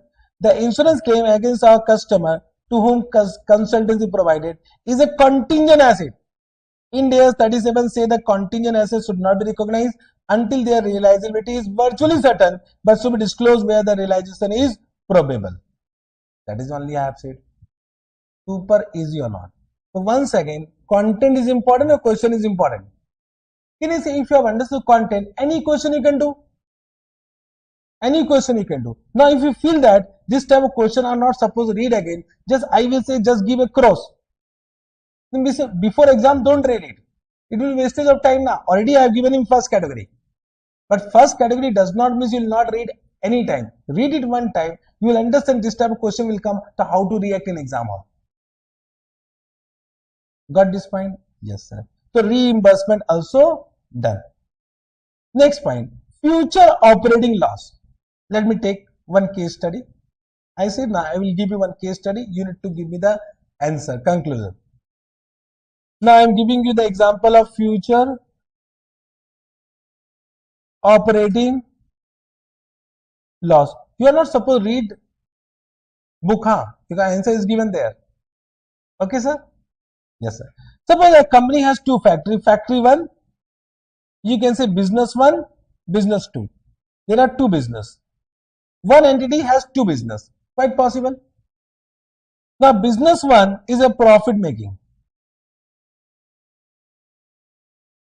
And business 2 is loss making. Correct? This is the current year loss. Current year loss already recognized. Now, what is the expectation of entity that in future, in coming future, they estimated that they will incur some more loss because it is a loss making and we cannot recover it, and therefore they have decided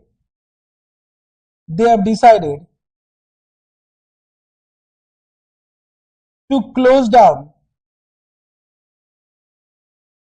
business 2 after how many years? 2 years. Why 2 years? Because can I say it is not possible to close down immediately any business because there can be some contractual commitment.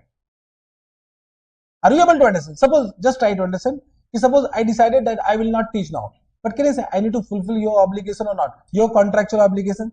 Can I say in between, no, I will not teach. I am going to Himalaya. Can I say like this? No, na. So even though I have decided to close down, but I need to fulfill my contractual obligation, commitment. Okay, sir? Yes, sir. So after 2 years, and can I say in this 2 years they will incur some more loss, and they have estimated, this is the estimated loss of 2 years is 40 lakh. So they have estimated that in future they need to incur a loss of 40 lakh. Understood? So this becomes future operating loss. Topic you understood? Future operating loss. Now you say, for this future operating loss, will you recognize provision or disclose contingent liability? Will you recognize provision or will you disclose contingent liability? Contingent liability or provision?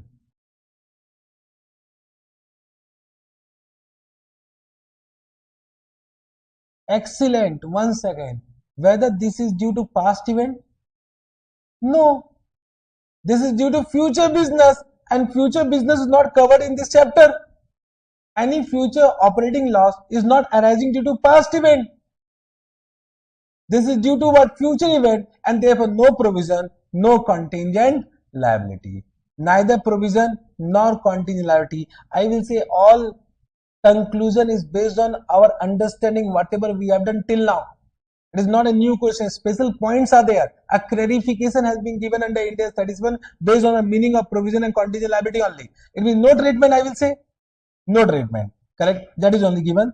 Provision shall not be recognized for future operating loss as it does not meet a definition of a liability. Neither contingent liability nor contingent liability nor contingent liability.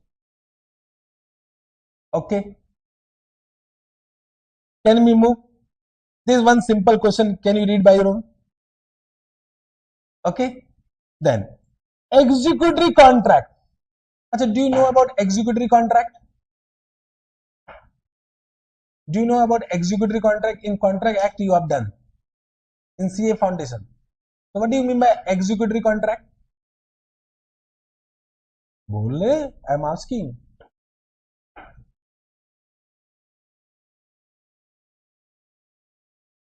Forgotten?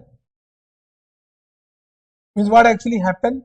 We study, then we write exam, and we pass the exam, and then we forget. Correct? Normally this is the only system now. Means whatever we have studied in mathematics up to class 10, I have forgotten. That differentiation, integration. You have done that differentiation, integration, limits. Patani, what was that? But that time though we have understood, but forgotten. Chalo, theek hai. This is our habit. Habit is what? Write exam and forget. No. But in CA, whatever you are doing, that should be in your mind forever because that is only your bread and butter. Means you'll earn from this what? Syllabus only. Okay. Now, what do you mean by executive contract? Any contract which are neither performed by both the party or partially performed by both the party to an equal extent, that become executory contract. Means there can be two situations. Either it is not performed by both the party or partially performed by both the party to an equal extent, that become an executory contract. The executory contract are the contract under which neither party has performed any of its obligation or both parties have partially performed their obligation to an equal extent. My question to you all, just try to understand. I mean, right now we have done one contract. that I will teach you and you will pay me. So who have an obligation? Whether you have an obligation or I have an obligation. Both parties have an obligation. Very good. So what is your obligation? Obligation to pay. What is my obligation? Obligation to teach. But can you say obligation to provide goods and services is not covered in this chapter? In this chapter, only obligation to pay is covered. Yes or no? Means when I am providing goods and services, that is not covered in this chapter now. So this chapter is not applicable in my books. This chapter is applicable in your books. Yes or no? So every party in a contract, means there are two parties in a contract. So both the parties in a contract have their own right and have their own obligation. So what is my right? Right to receive consideration. So right to receive consideration, this chapter is not applicable to me. You have an obligation to pay. If it requires estimation, then you have some relevance of this chapter. Got this point? Correct? Have you understood? But one thing you have understood, that both the party will have an obligation, both the party will have their own right.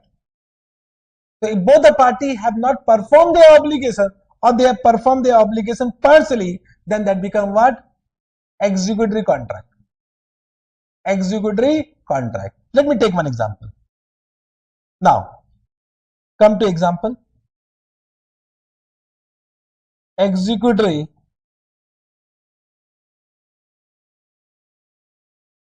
contract.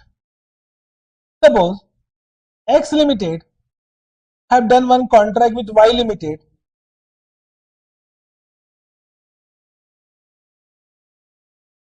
to buy one machinery after 2 years for rupees 20 lakh. Correct? Means what is the obligation of X? To pay 20 lakh after how many years? 2 years now. And what is the obligation of Y? To deliver machinery after how many years? 2 years. But it is the executory contract or it is not an executory contract? Executory contract, but contract has been entered or not?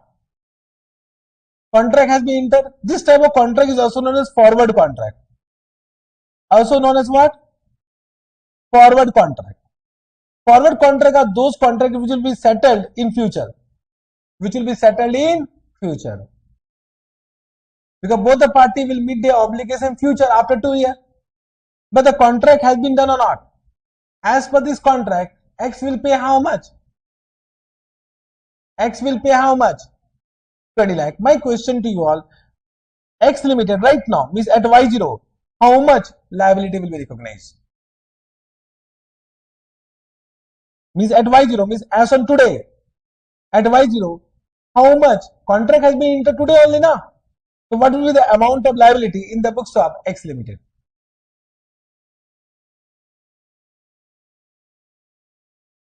Bolo. 20 lakh. Present value of 20 lakh. Present value of 20 lakh. 20 lakh or present value of 20 lakh? How many are saying 20 lakh? How many are saying present value of 20 lakh? Any other answer? Both are wrong. Just try to understand. 1 second. I have given information also. You are not listening me. I said it is a forward contract which will be settled on future date. There is no obligation to pay only. Obligation to pay will arise only when the machinery is delivered. It is an executory contract. Till Y has performed the obligation, whether X has an obligation to pay. Contract made, it does not mean we need to record it. Just try to understand. In CA Foundation, you have done one principle, substance over form. What was the meaning of substance over form? Substance over form you have done. What do you mean by substance over form?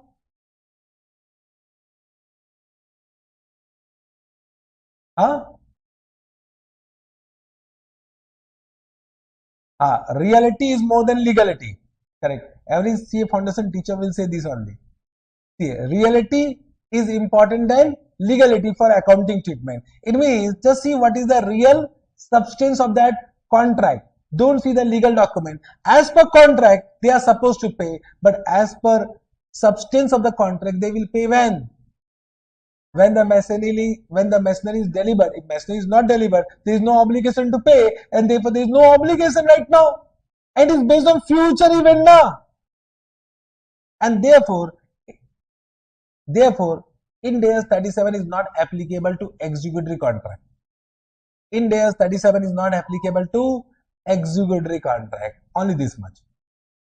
Have you understood? Have you understood this point? What is given? Ind AS this standard does not apply to executory contract unless they are onerous. Unless they are onerous. Sir, what is this? Means up to this, you have understood now. Up to this, you have understood or not? बोलना रे. Up to this, you have understood. Only now I need to explain what is the meaning of onerous contract. Only I need to explain what is the meaning of onerous contract. We'll take a break. After break, we'll do onerous contract. Understood? Okay.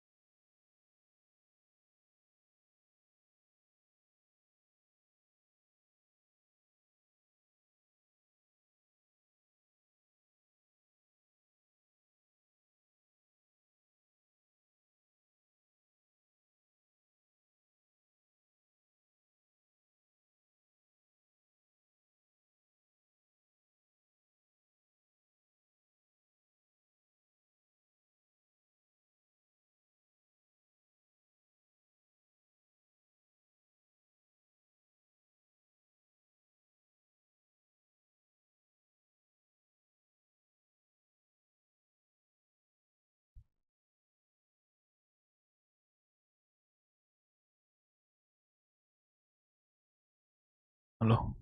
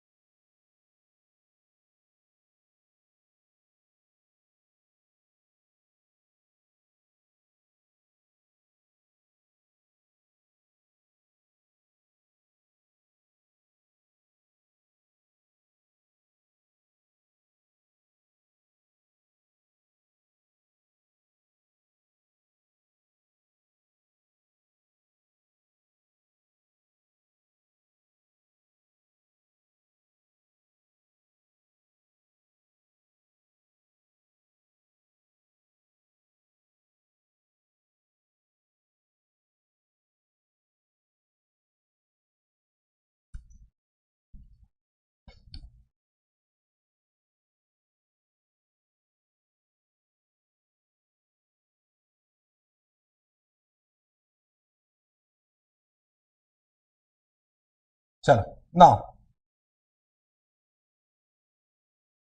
can we start once again, everyone? Okay.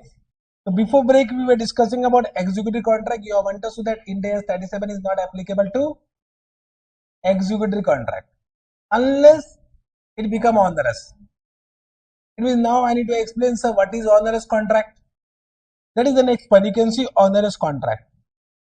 And this is very, very important. Very, very important from exam point of view. Let me explain from this question point of view. I mean, right now it is executory but not onerous. So when it will become onerous, let me change the case study. Now what happened? After 6 months of the contract, correct, X Limited change their production method. Quite possible. Production method, and now they don't require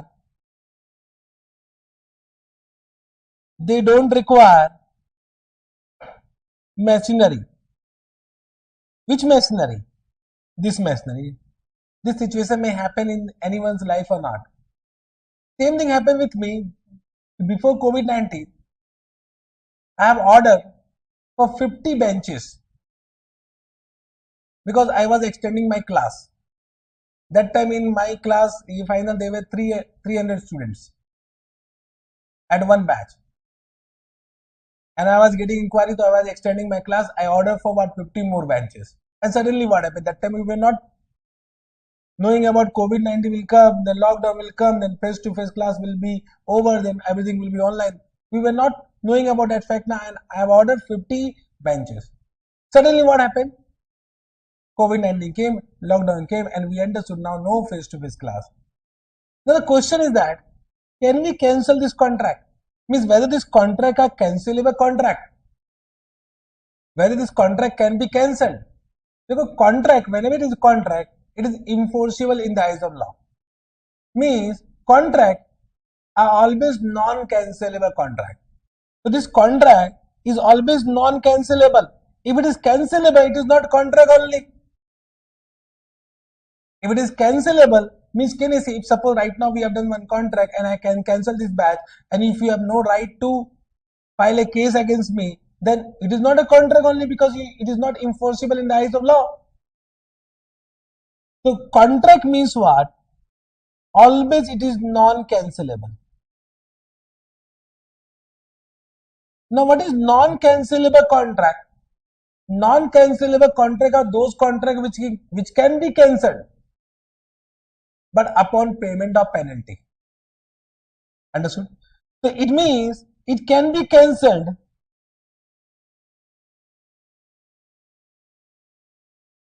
only by way of penalty payment. Are we able to understand what I am saying? Correct. So the question is that after 6 months, if X Limited want to cancel, first it is not a cancelable contract. And if they want to cancel, they need to make a penalty payment as per the contract clause. Suppose in the clause it was given penalty payment will be suppose 3 lakh. Suppose 3 lakh. Understood? It is given in the contract.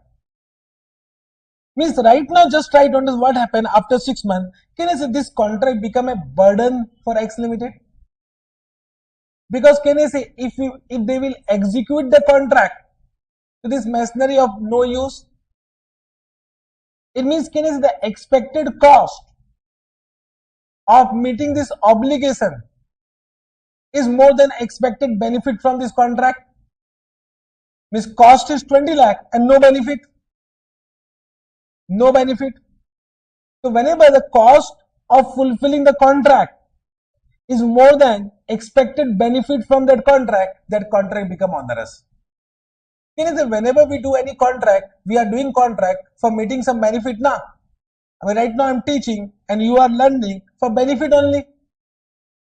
So every contract has some benefit for both the party. If the contract has no benefit, it becomes onerous contract. It becomes an onerous contract. So in this case, for X Limited, can I say it become an onerous contract? Once a contract become onerous, then Ind AS 37 will be applicable. And Ind AS 37 says, now it become an onerous contract to create a provision. Now you only say, what should be the amount of provision from your point of view? Apply your common sense. Means either they will purchase, if they will purchase, they need to pay how much? 20 lakh. Or they will cancel, if they will cancel, they need to pay how much? 3 lakh. But what he will do? He will only cancel. Means can I say the amount of provision will be unavoidable cost, which is equal to the lower of cost of meeting that obligation, or penalty, which penalty for cancelling the contract, whichever is lower. It means the amount of provision in my example will be 20 lakh or 3 lakh, whichever is lower. Whichever is lower. Understood? Correct? Have you understood this point? Now you will say, sir, you may ask me one question. So if you have purchased the machinery, you can sell it. You can sell it in the market. Then how you are writing 20 lakh? You can recover some amount by selling the machinery. Of course, that is possible. But that information should be given. A question if not given, then we'll assume that scrap value is nil only. But suppose it is given the question that scrap value is, suppose they have given scrap value, means I'm just giving one more situation. This is the first, or can I say in the second situation, suppose they have given scrap value is 18 lakh. You can sell this machinery after purchase to any other party. Then expected sale value, so it will be 20 lakh minus what? 18 lakh or what? 3 lakh, whichever is lower. Whichever is lower. And so this can be one possible question in exam. So this 18 lakh is what? This 18 lakh is expected realizable value given in the question. If not given, then you will assume nil or not. If not given, can you assume by your own? No. This is a question about onerous contract already asked in exam. This question is already asked in exam. Have you understood? Have you understood? Good question or not? Good concept or not? Correct? Yes, sir. So these are the questions which are expected in CA final exam. We expect this type of question in CA final exam. Okay. Now let us read. Onerous contract is a contract in which unavoidable cost of meeting the obligation. Oh, unavoidable cost of meeting the obligation under the contract exceed the economic benefit expected to receive under it. Then that contract become onerous contract. And once it become onerous, then Ind AS 37 is applicable or not applicable? Applicable. Correct? If an entity has a contract that is onerous, the present obligation under the contract shall be recognized and measured as provision. Understood this point? Now, what will be this amount of provision? Just read the last para. In this case, the amount of provision will be equal to unavoidable cost, which is lower of cost of fulfilling the obligation or any compensation or penalty and arising from failure to fulfill it. Understood? Have you understood? Now only I need to explain. So what do you mean by cost of fulfilling the obligation? Cost of fulfilling the obligation. Can I say when I have done one contract, what is the cost of fulfilling the contract? Can I say whatever cost I am incurring right now, that is the cost of fulfilling the obligation, means all the directly attributable cost. That is only the cost of fulfilling the contract. Means cost of fulfilling the contract are actually the incremental cost if that contract is fulfilled. So what are the incremental costs? Incremental costs are those costs which will be incurred only when you will fulfill the contract. Understood? Not understood. Have you understood? Don't say yes. Don't say. Don't say. I know how much you can understand, how much you can. Don't say. Just try to understand. Please don't accept anything. Don't accept. We auditor are suspicious. You know, we will become auditor. Auditor means for suspicious. Till they are fully satisfied, then only they will say yes. Otherwise, don't say. Not. Sir, again, I know you are not able to understand. How can you say yes? Change yourself now. Change yourself. Why you are saying yes? If you say yes, I'll become happy.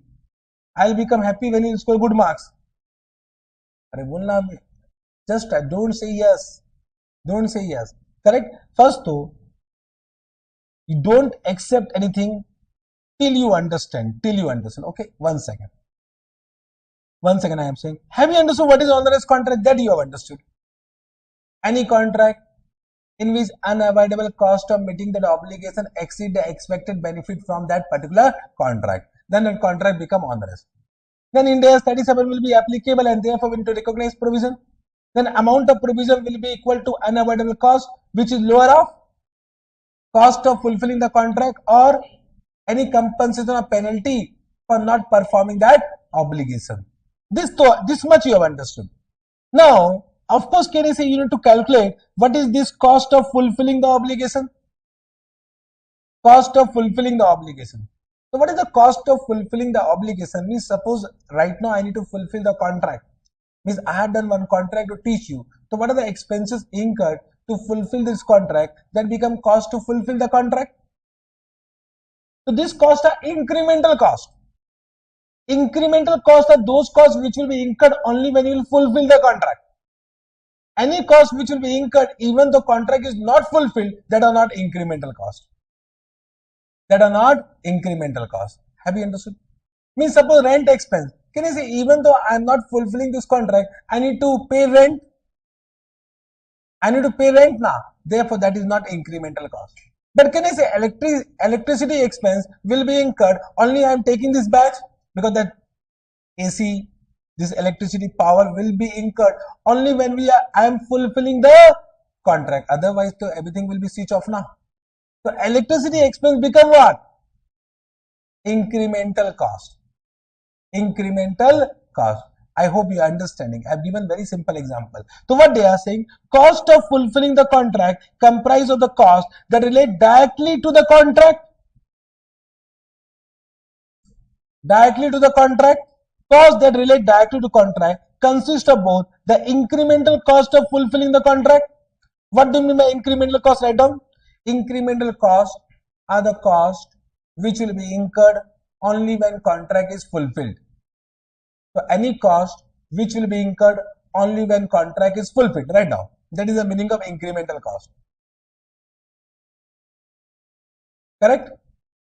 So incremental cost are those costs which will be incurred only when contract is fulfilled. Means any cost which will be incurred even though when contract is not fulfilled are not incremental cost. So we are discussing only about incremental cost. For example, direct labor, material, etc. You know about direct material, direct labor, etc. Correct. And also it will also include an allocation of directly attributable cost. For example, depreciation of an item or PP used in fulfilling the contract, among others. Means allocable cost. Allocable cost, if you have done costing in CA Inter, then allocable cost, you know, some costs are incurred for two contracts. So we need to allocate it. Suppose I am using this camera for two contracts, for two batches. So depreciation of this camera need to be also allocated for this particular contract or not, because this camera will be used for recording my classes. To give you backup, I can give you backup only when I record the class now.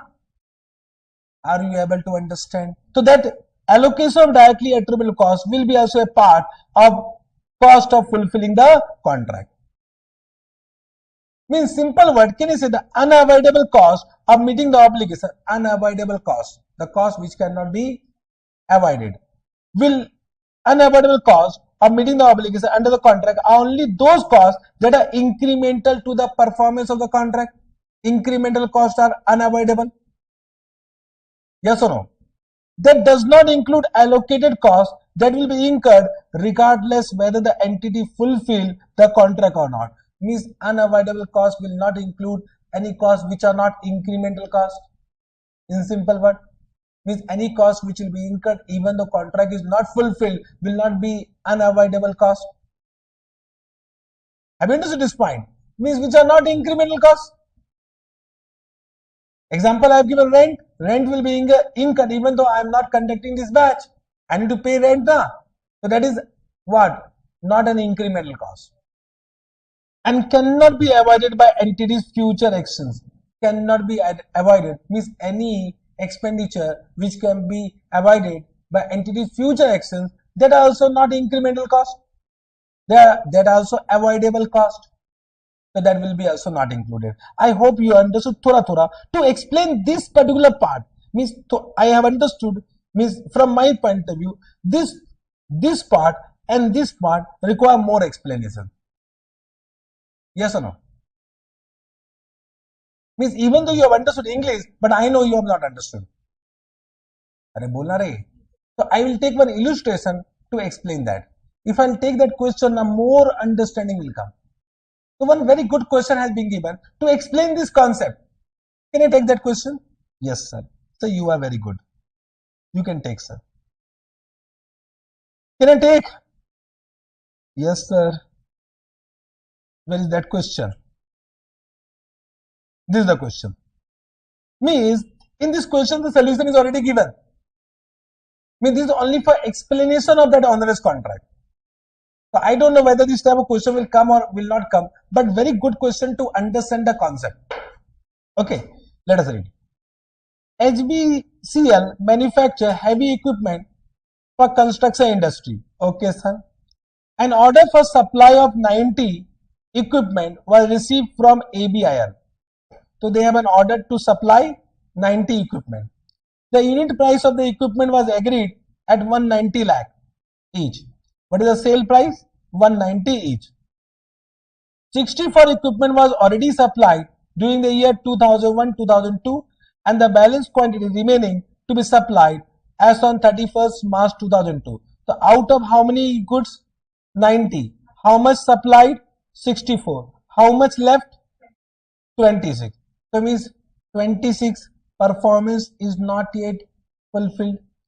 So for 26 it become executory contract, partially performed by both the party to an equal extent. Got this point? Understanding? Yes, sir. HBCL has a 5 equipment in the inventory as on 31st March 2002. Means out of 26, how much already manufactured? 5. So how much require manufacturing? 21. So 21 require manufacturing. Yes or no? HBCL considered a contract was an onerous contract and therefore NRV of the inventory has been taken as the value of inventory. Right now our objective is not the valuation of inventory. Because the valuation of inventory will be done as per Ind AS 2. Ind AS 2 cost price or NRV whichever lower. So that is not our discussion. For inventory for this 5, I mean right now we are not discussing. So inventory will be measured as per Ind AS 2. That is not our objective right now. Our objective is Ind AS 37, provision for onerous contract. Provision for onerous contract. Understood? Means can I say we need to now think about 21 which need to be manufactured.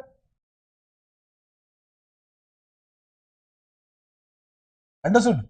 Correct. Now the management of HBCL contain the cost incurred towards admin overhead, finance charges and research and development expense. R&D means research and development expense, sales overhead, headquarter expenditure are considered as period cost. Period cost means what? This is all our costing word. Period cost means what? Costing subject. Period cost means which will be incurred every day even the contract is not fulfilled. Means these are what? Incremental or not incremental? Not incremental. The period costs are those costs which will be incurred even the contract is not fulfilled. Means these are not incremental. Incremental. Whether it will be considered. And it is in the question it is given, hence not considered for creation of provision. Thank you very much. I said in the question solution is given. So this is a very good question to understand the concept. In exam, if the same question will come, they will not write this. In exam, so you need to make your own conclusion. Na? Got this point? Have you understood? Just write down. These are not incremental costs. Hence the same have not been included in the computation of unavoidable cost. Unavoidable cost. Understood? The language you are able to understand? The management of SBCL has submitted a detail of costs that have been considered for creation of provision toward onerous contract. Can I say direct material will be included? Incremental cost include cost of material purchase, cost of freight and insurance incurred for material purchase and handling, loading, unloading charges. These all are direct costs. Labor cost, factory overhead will be included. Direct labor will be included. Then material overhead will be also included. These are also direct. So this all will be included. Yes, sir. Accordingly, provision has been made considering the above cost only. The value of provision created for 21 remaining equipment to be purchased as per the working shown below. So of course 21 only now. Out of 26, how much already manufactured? 5. So how much not manufactured? So it means you need to fulfill the contract for 21, even though it become onerous, even though no expected benefit, even though no expected benefit. I hope you are understanding. Correct? Now what they have given? Particulars. Cost of production 199. It include material cost, labor cost, factory overhead. They have given 199 lakh. Selling price is 190. Means you can sell at rupees 190. That was already fixed. 190 was already fixed. It become onerous or not? So what is the loss? So loss is what? 9. Differential cost of 9 per equipment 21. So 21 into 9 is what? 189. So you should create a provision of how much? 189 lakh, because penalty is not given the question, to ignore penalty. Suppose they have given penalty also to cancel the contract, then 189 or penalty, whichever is lower. Whether the company's accounting treatment of the cost of creation of provision to an onerous contract is in line. Yes, it is in line. This type of question will never come. They can modify this question. If they will modify, so your answer is what? 189 only. Then you need to work out this. Can you work out this if the same question given in the modified format? Therefore, I will say good question. Write down. MRQ. MRQ means what? Must revise question before exam. So some question I will give as MRQ. MRQ means must revise question before exam. Just revise, because if you revise this question, the entire concept of onerous contract will be covered. So it is quite possible you have not understood by reading, but with this question number 31, you will understand the balance part. Onerous contract done. Understood. I'll take one question, but after some time. I'll take one more question based on this. But first, let me complete this chapter now. Okay. So onerous contract also you have understood. Then there are some small point. Changes in provision. Small point. Changes in provision. Can I say provisions should be reviewed at each reporting date? And because of that review, the amount of provision may change. So the amount of provision should change as per the best estimate as on that date. It is quite possible now provision is no longer required. If the provision is no longer required, reverse it. Got this point? The provision must be reviewed at each reporting date and adjusted to reflect best current estimate. If provision is no longer required, as it is not probable now, amount of provision must be reversed. Okay. Then unwinding of provisional amount. This is a new concept. Unwinding is nothing but converting present value to future value. Now just try to understand. One initial example I have taken. This is Y0, this is Y1, this is Y2, Y3. And the expenditure, future expenditure 10 lakh. correct? And suppose discount rate is 10%. So what is the amount of provision? Batao. Amount of provision will be 10 lakh multiplied by 10 lakh multiplied by 0.751. It becomes 7 lakh 51,000. Correct? So what will be my first journal entry at Y0? At Y0, what will my journal entry? Profit and loss account means the respective expense account debit to provision. Provision how much? 7,51,000. This will be my first journal entry. But can I say at Y3 we are supposed to pay how much? 10 lakh. It means we need to convert 7,51,000 to what? 10 lakh. And the difference is what? Difference is what? Interest element. So what India's 37 says that whenever provision is recognized at a discounted amount, you need to unwind the provisional amount by adding interest. Then only present value will become future value. You need to recognize interest as a borrowing cost, and that borrowing cost will be charged to profit and loss account as an expense. Got this point? It means, can I say at Y1, one more journal entry? What journal entry? Interest expense. Account debit to what?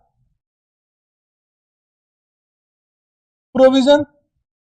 It will be 7,51,000 into 10%. How much? 75,100. 75,100. Then again at Y2, same journal entry. At Y3, same journal entry. Amount will change. Amount will be what? Batao?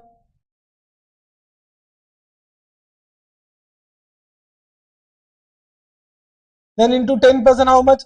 82,610. 82,610. Correct. And the last interest amount will be how much? 91,290. This always take as a balancing figure. Last year interest always take as a balancing figure. This you know now. In FM. Can you see? This you can easily calculate. And now the provision amount become how much? 10 lakh. And suppose the amount of payment is also 10 lakh. Let's say this amount is only paid. Your estimated amount is the actual amount. Suppose. Correct. Then what journal entry will do on this date? Provision. Account debit to what? Bank. How much? 10 lakh. Understood? Super easy. This is known as unwinding of provision. This is known as unwinding of provision. Means simply add interest to the carrying amount of provision. Unwinding of provision.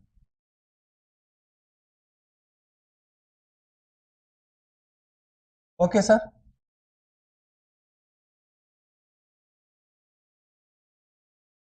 Okay, sir. Simple, na? Can we move? Yes, sir. So what is given? When discounting is used, carrying amount of provision increases every year. By what amount? Carrying amount increases by what amount every year? Interest amount. That increased amount is treated as borrowing cost, and this borrowing cost will be charged to PL as an expense. As an expense. It will be charged to PL as a expense. Two questions, simple given. You can do it by your own. Okay.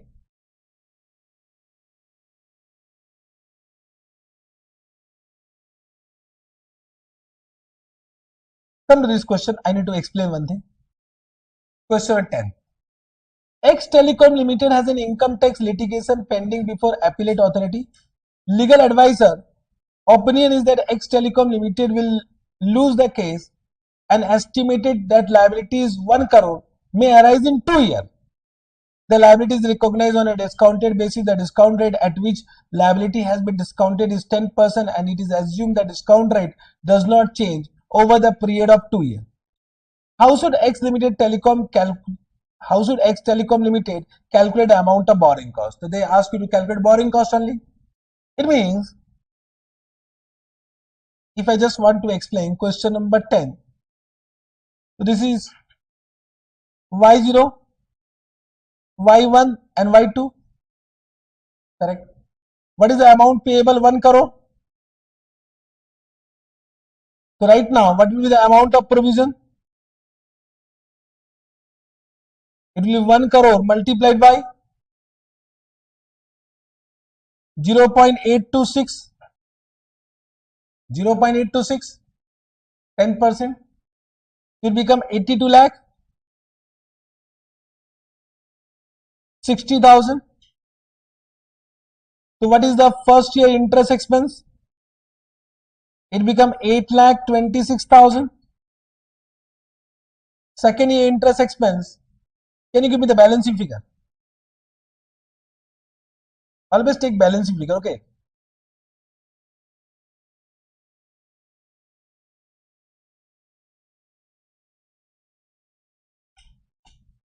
How much is coming? 9 lakh 14,000. So this plus this will be equal to what? 1 crore will be equal to 1 crore. So this become borrowing cost. This become borrowing cost. Okay. Have you understood? Now, Thosa, I'll just like to explain the solution. This too you have understood. This is 100% correct. You can do in this way. But ICS has given answer in a different way. What ICS has done, that answer is also correct. Can I say mathematics can be done in different ways? And there can be some approximation difference. Approximation difference can be ignored now. So what they have done? They said Y0, it is 1 crore multiplied by 0.826. 1 crore multiplied by 826 means 82 lakh 60,000. Then say at Y1 the amount of provision will be equal to 1 crore multiplied by 0.909, because at this point of time it is payable after 1 year. Then your amount of provision will be how much? 90 lakh 90,000, and here it will be become how much? 1 crore. What is the difference of these? Interest. Difference of this will be interest. So this interest is coming how much? And this interest is coming how much? Check karo. First one is coming how much? First one?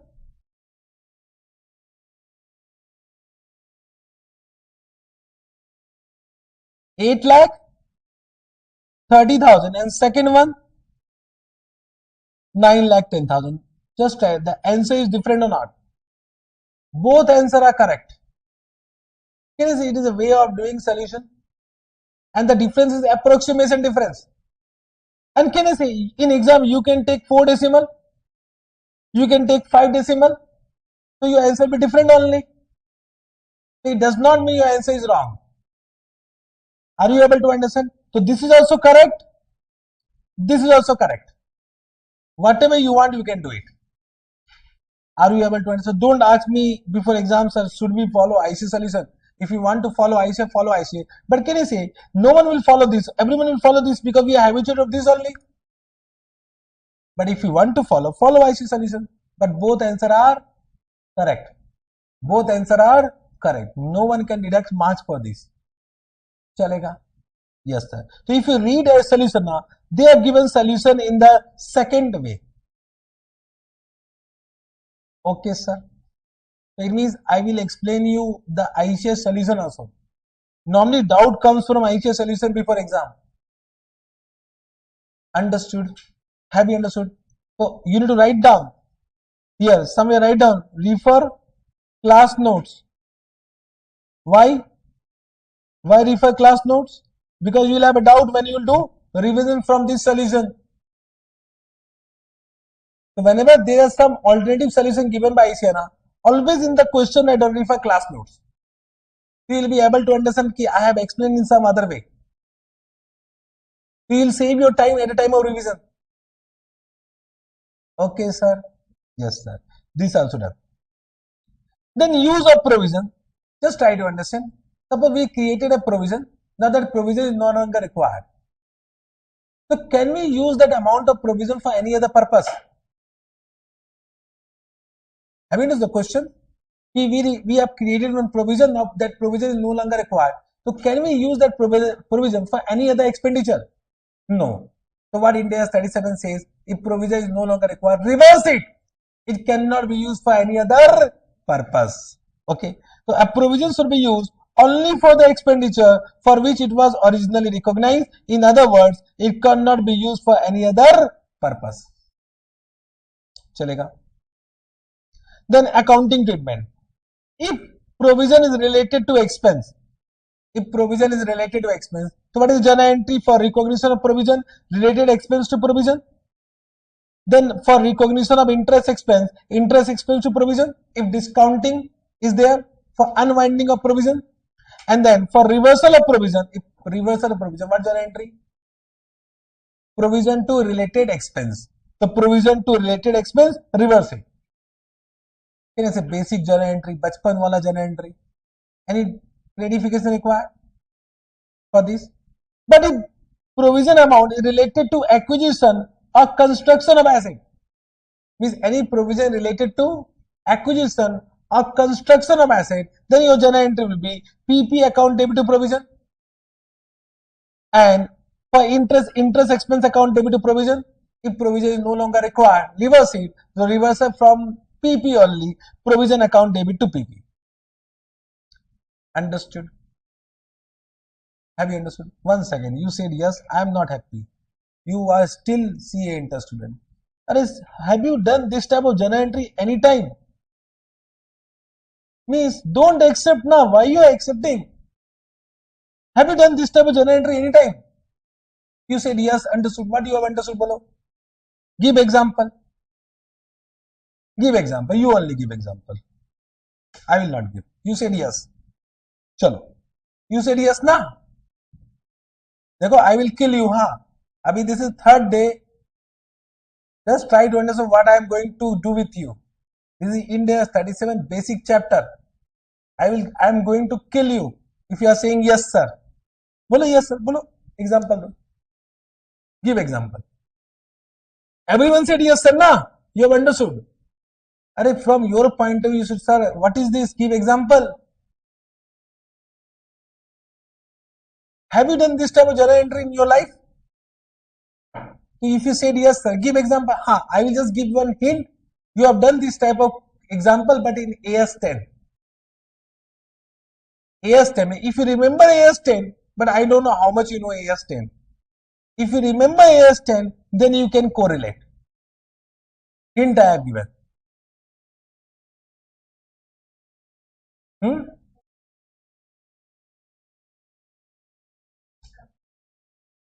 Provision for decommissioning. You have correlated with AS10. So what I will do, the first thing though, just try to understand. Don't say yes, sir. Immediately you are saying yes, sir. Then though it is very easy to teach. Then though I will not explain anything. I will say okay. Then 80 days will become 20 days CA final syllabus completed. If I am getting your type of student, everyone is saying yes, sir. I will say read and come na. You only read and come. Everything is given in simple words. India Saaransh book has been given. Understood what I am saying? Don't accept anything. Bolo, sir, we have given fees, explain it. So what I will do, if suppose you ask me doubt, sir, give an example. So I will explain this particular point, but not now. I will explain in Ind AS 16, means that is nothing but AS 10. Let us refer Ind AS 16. A detailed explanation will be given. But whatever you have said, 100% correct. It is related to provision for decommissioning only. Correct. But explanation where I will give in Ind AS 16. Just let us refer Ind AS 16 so that in exam, means when you are doing revision, you can also link this particular concept with Ind AS 16. And only there is one example. Only one example. There is no other example that is related to Ind AS 16 or AS 10. Otherwise, always it is expense to provision only. Okay, sir. Okay, sir. Yes, sir. Now, coming to the last important topic of this chapter, restructuring. Now, what do you mean by restructuring? Restructuring. When restructuring is required, I will say restructure yourself. When? When can I say? When something bad is happening. For example, internal reconstruction is an example of restructuring. Is an example. So restructuring means any program which change the scope of business materially. Which change the scope of business materially. Which will change the scope. For example, right now I am teaching CA final and CA inter. And I decided to close down my CA inter business. It will change the scope of business or not? Or I will shift the location of business from here to another city. It is what? Restructuring. So these are the examples of restructuring.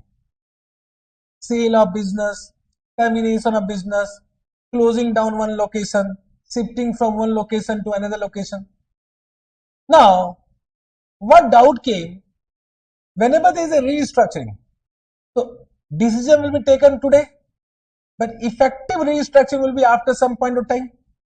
Let me take one example. Suppose you have decided to close down one business. I am saying one business, not entity. If you are closing down entity, then it is liquidation, then the going concern affected. I am saying closing one business, not any entity. So going concern assumption is not affected. GC is going concern still prevail. Only one business, one location is closed down. Got this point? So, this is Y0. At this point of time, you have decided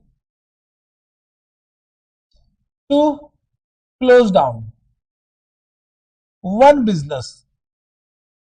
But can you see it will take some time? It will take some time to actual closure. Suppose actual closure takes place here.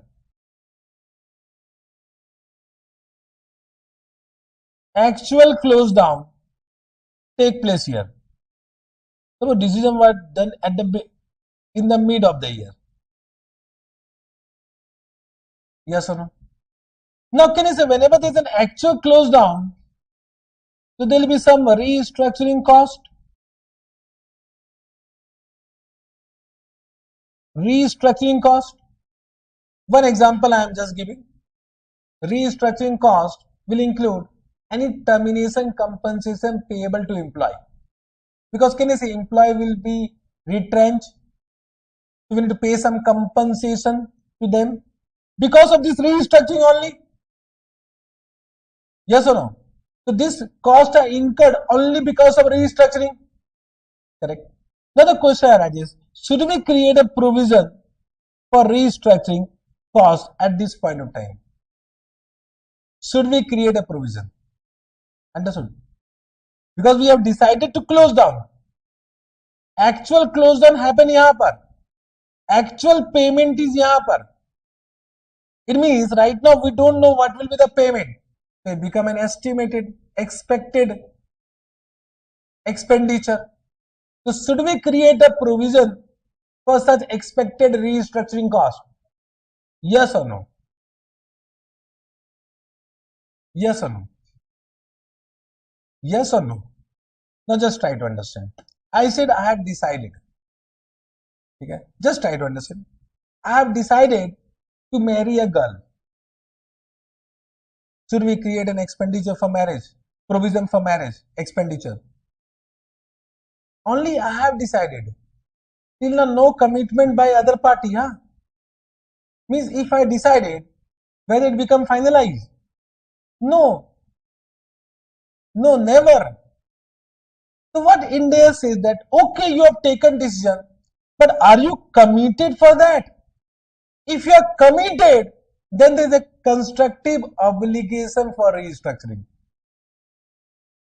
So it means we need to find out at which point of time entity is committed for what? Restructuring. Just try to understand. I said I propose a girl.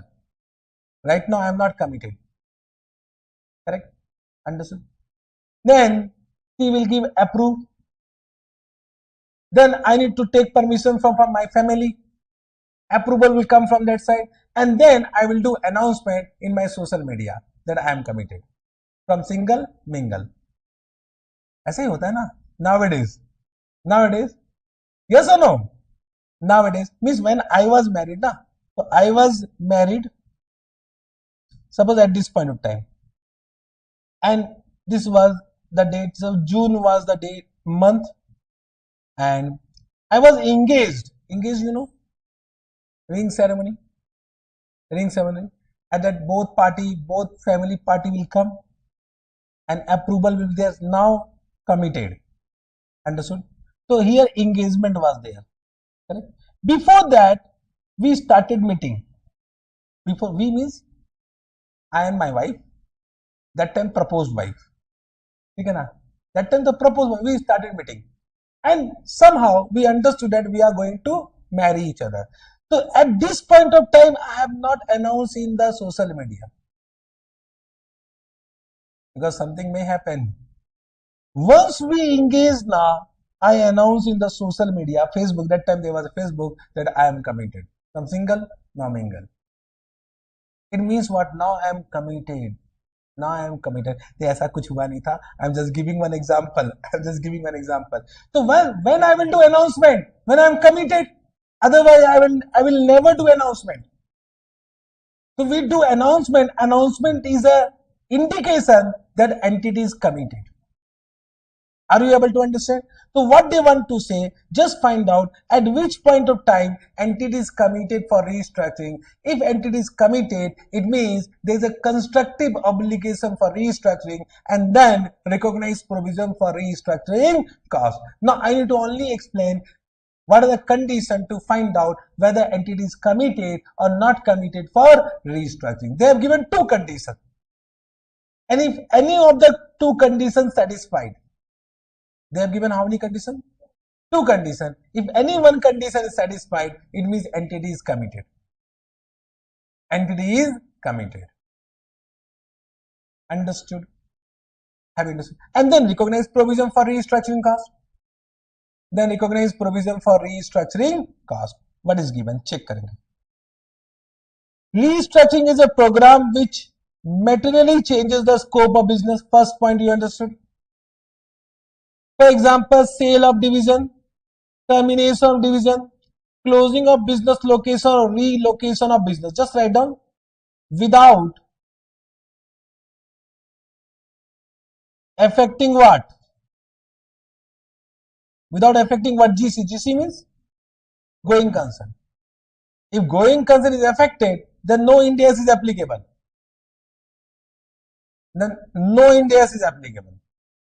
Got this point? A provision for restructuring cost is required when recognition criteria of provision are satisfied. Recognition criteria means how many conditions? अरे नलायक 3 conditions. For provision how many conditions? For the commitment, I say for commitment they have given 2 conditions. For recognition how many conditions? That I am not mentioning again, na, that you know. So 3 conditions, na. What are the 3 conditions? Can you say? Present obligation arising from past event, outflow resource must be probable and reliable estimation can be made. A constructive obligation for restructuring arises when when entity is committed, an entity is committed if both the conditions are satisfied. Both the conditions are satisfied. What are the two conditions? Just try to understand. Entity has detailed formal plan for restructuring. Means entity has made detailed formal plan. But when we'll do detailed planning? When we are committed. For example, directors pass a resolution for restructuring, but no planning has been done. Means they are not committed. So entity has made detailed formal plan for restructuring, and this condition will be always deemed to be satisfied in exam, even though not given in the question. Means point number 2 is more important from examination point of view. And they have given two options. If any one option is there, it means committed. What they have given? Entity has started to implement such plan. Entity has started to implement such plan. They have made detailed plan and now sleeping. Means no commitment. Means we need to execute the plan now. So entity has started to implement such plan. Suppose they have given an ad in newspaper that we want to sell our business and we want some potential buyer. It is an indication that they are committed. So if you have given some advertisement in newspaper for sale of that component, it means we are committed or not. We are committed. So entity has started to implement such plan or announce the main feature, announcement or announce the main features of restructuring plan to those affected by it. Can you say if you want to sell one factory, who are affected? Your creditor are affected, your shareholders are affected, your employees are affected. You have done announcement to all those people that we are closing down. Understood now? So take care. Understood? Announcement made. So either you started to implement such plan or announce the main features of restructuring to those affected by it. It indicates that entity is committed, and it means there is a constructive obligation. If there is a constructive obligation, it means provision is required. Provision is required. Chalega. Now, what will be the amount of provision? A restructuring provision should include only the direct expenditure arising from restructuring, which are which are those that are both necessary entailed by restructuring. Is simple. Only those amount will be recognized as provision which are directly associated with restructuring. Means any ongoing cost which will be incurred even though restructuring will not happen are not incremental. Means simple word, only incremental cost will be recognized as provision. Any cost which are ongoing expenditure will not be taken into consideration for recognition of provision. So not associated with the ongoing activities of the entity. Means suppose there is some employee, an employee need to pay salary for last month. So salary payment for last month is not due to restructuring now. So for that amount will not create any provision. Termination cost, termination expense, that is directly related to restructuring. For that we need to create what? Provision. So any expenditure which is related to the ongoing activities of the entity, for that no need to create any provision. Then a restructuring provision does not include such cost, for example retraining or relocation of continuing staff, marketing activities, investing in new system and distribution network. Just try to understand. There may be some retraining of employee or relocation of employee, or there can be some marketing activities, or there may be some new investment in the new system. Can you say these all are related to future conduct of business? And therefore for that no provision is required. So this expenditure relate to the future conduct of business. Whether training need to be done or need not to be done, that depends upon the future conduct of business. For that no provision is required. No provision is required. So these are directly related to the future conduct of business, and therefore no provision required. Very important. This point is also very important. Okay. Last point of this, future operating loss. But will you create provision for future operating loss? No. Future operating loss up to the date of restructuring are not included in provision unless they relate to an onerous contract. Of course, if the contract become onerous, now you know onerous contract, then you will recognize provision for that loss. unless they become onerous. Okay, to this much only. I will take some question of this point, not today, because there is a very good question that requires thoda sa explanation that will take time. If I will do in hurry, you will not be able to understand. So today this much only. Chapter is over because scope and disclosure I need to only read. Disclosure, there are some disclosure which are very important from exam point of view that I will inform. But can you see in exam they will not ask theory about disclosure, right? Disclosure of Ind AS 37. They will never ask this type of questions. So I will just inform you what are disclosure, and scope means what is not applicable in this chapter that I will do tomorrow. Means chapter is over. So apart from these questions, because restructuring is pending from my point of view, all questions are homework. Means whatever questions I have not done, now I can do it. So today, complete it as much as you can. What I will suggest, if you don't have time now, so read question, read solution. If you don't have time, but complete it. So that what will happen, you will have that confidence that yes, I have completed one chapter. Correct? Thank you very much for today. We'll meet tomorrow. Till then, bye bye. Take care. Enjoy your remaining day. Bye bye. Tomorrow there is no class. Sunday, I will always say tomorrow, but tomorrow Sunday is no class. Sunday, whenever the class, I will inform you. Because sometime, if suppose someday become holiday due to rain, etc. Yesterday, what happened? Last night, I was thinking class cancelled because power was not there. What happened? Sometime that type of rain was there. I think electricity, yeah, but it was okay. If that situation came, so Sunday will take class. Okay, but Sunday intensely I am giving holiday. Why? Because one day you also require for revision. So 6 days. If suppose you don't have time due to office, so one day you revise entire 6 days. So Sunday is not holiday for you. Sunday is useful for you. Okay. Bye bye.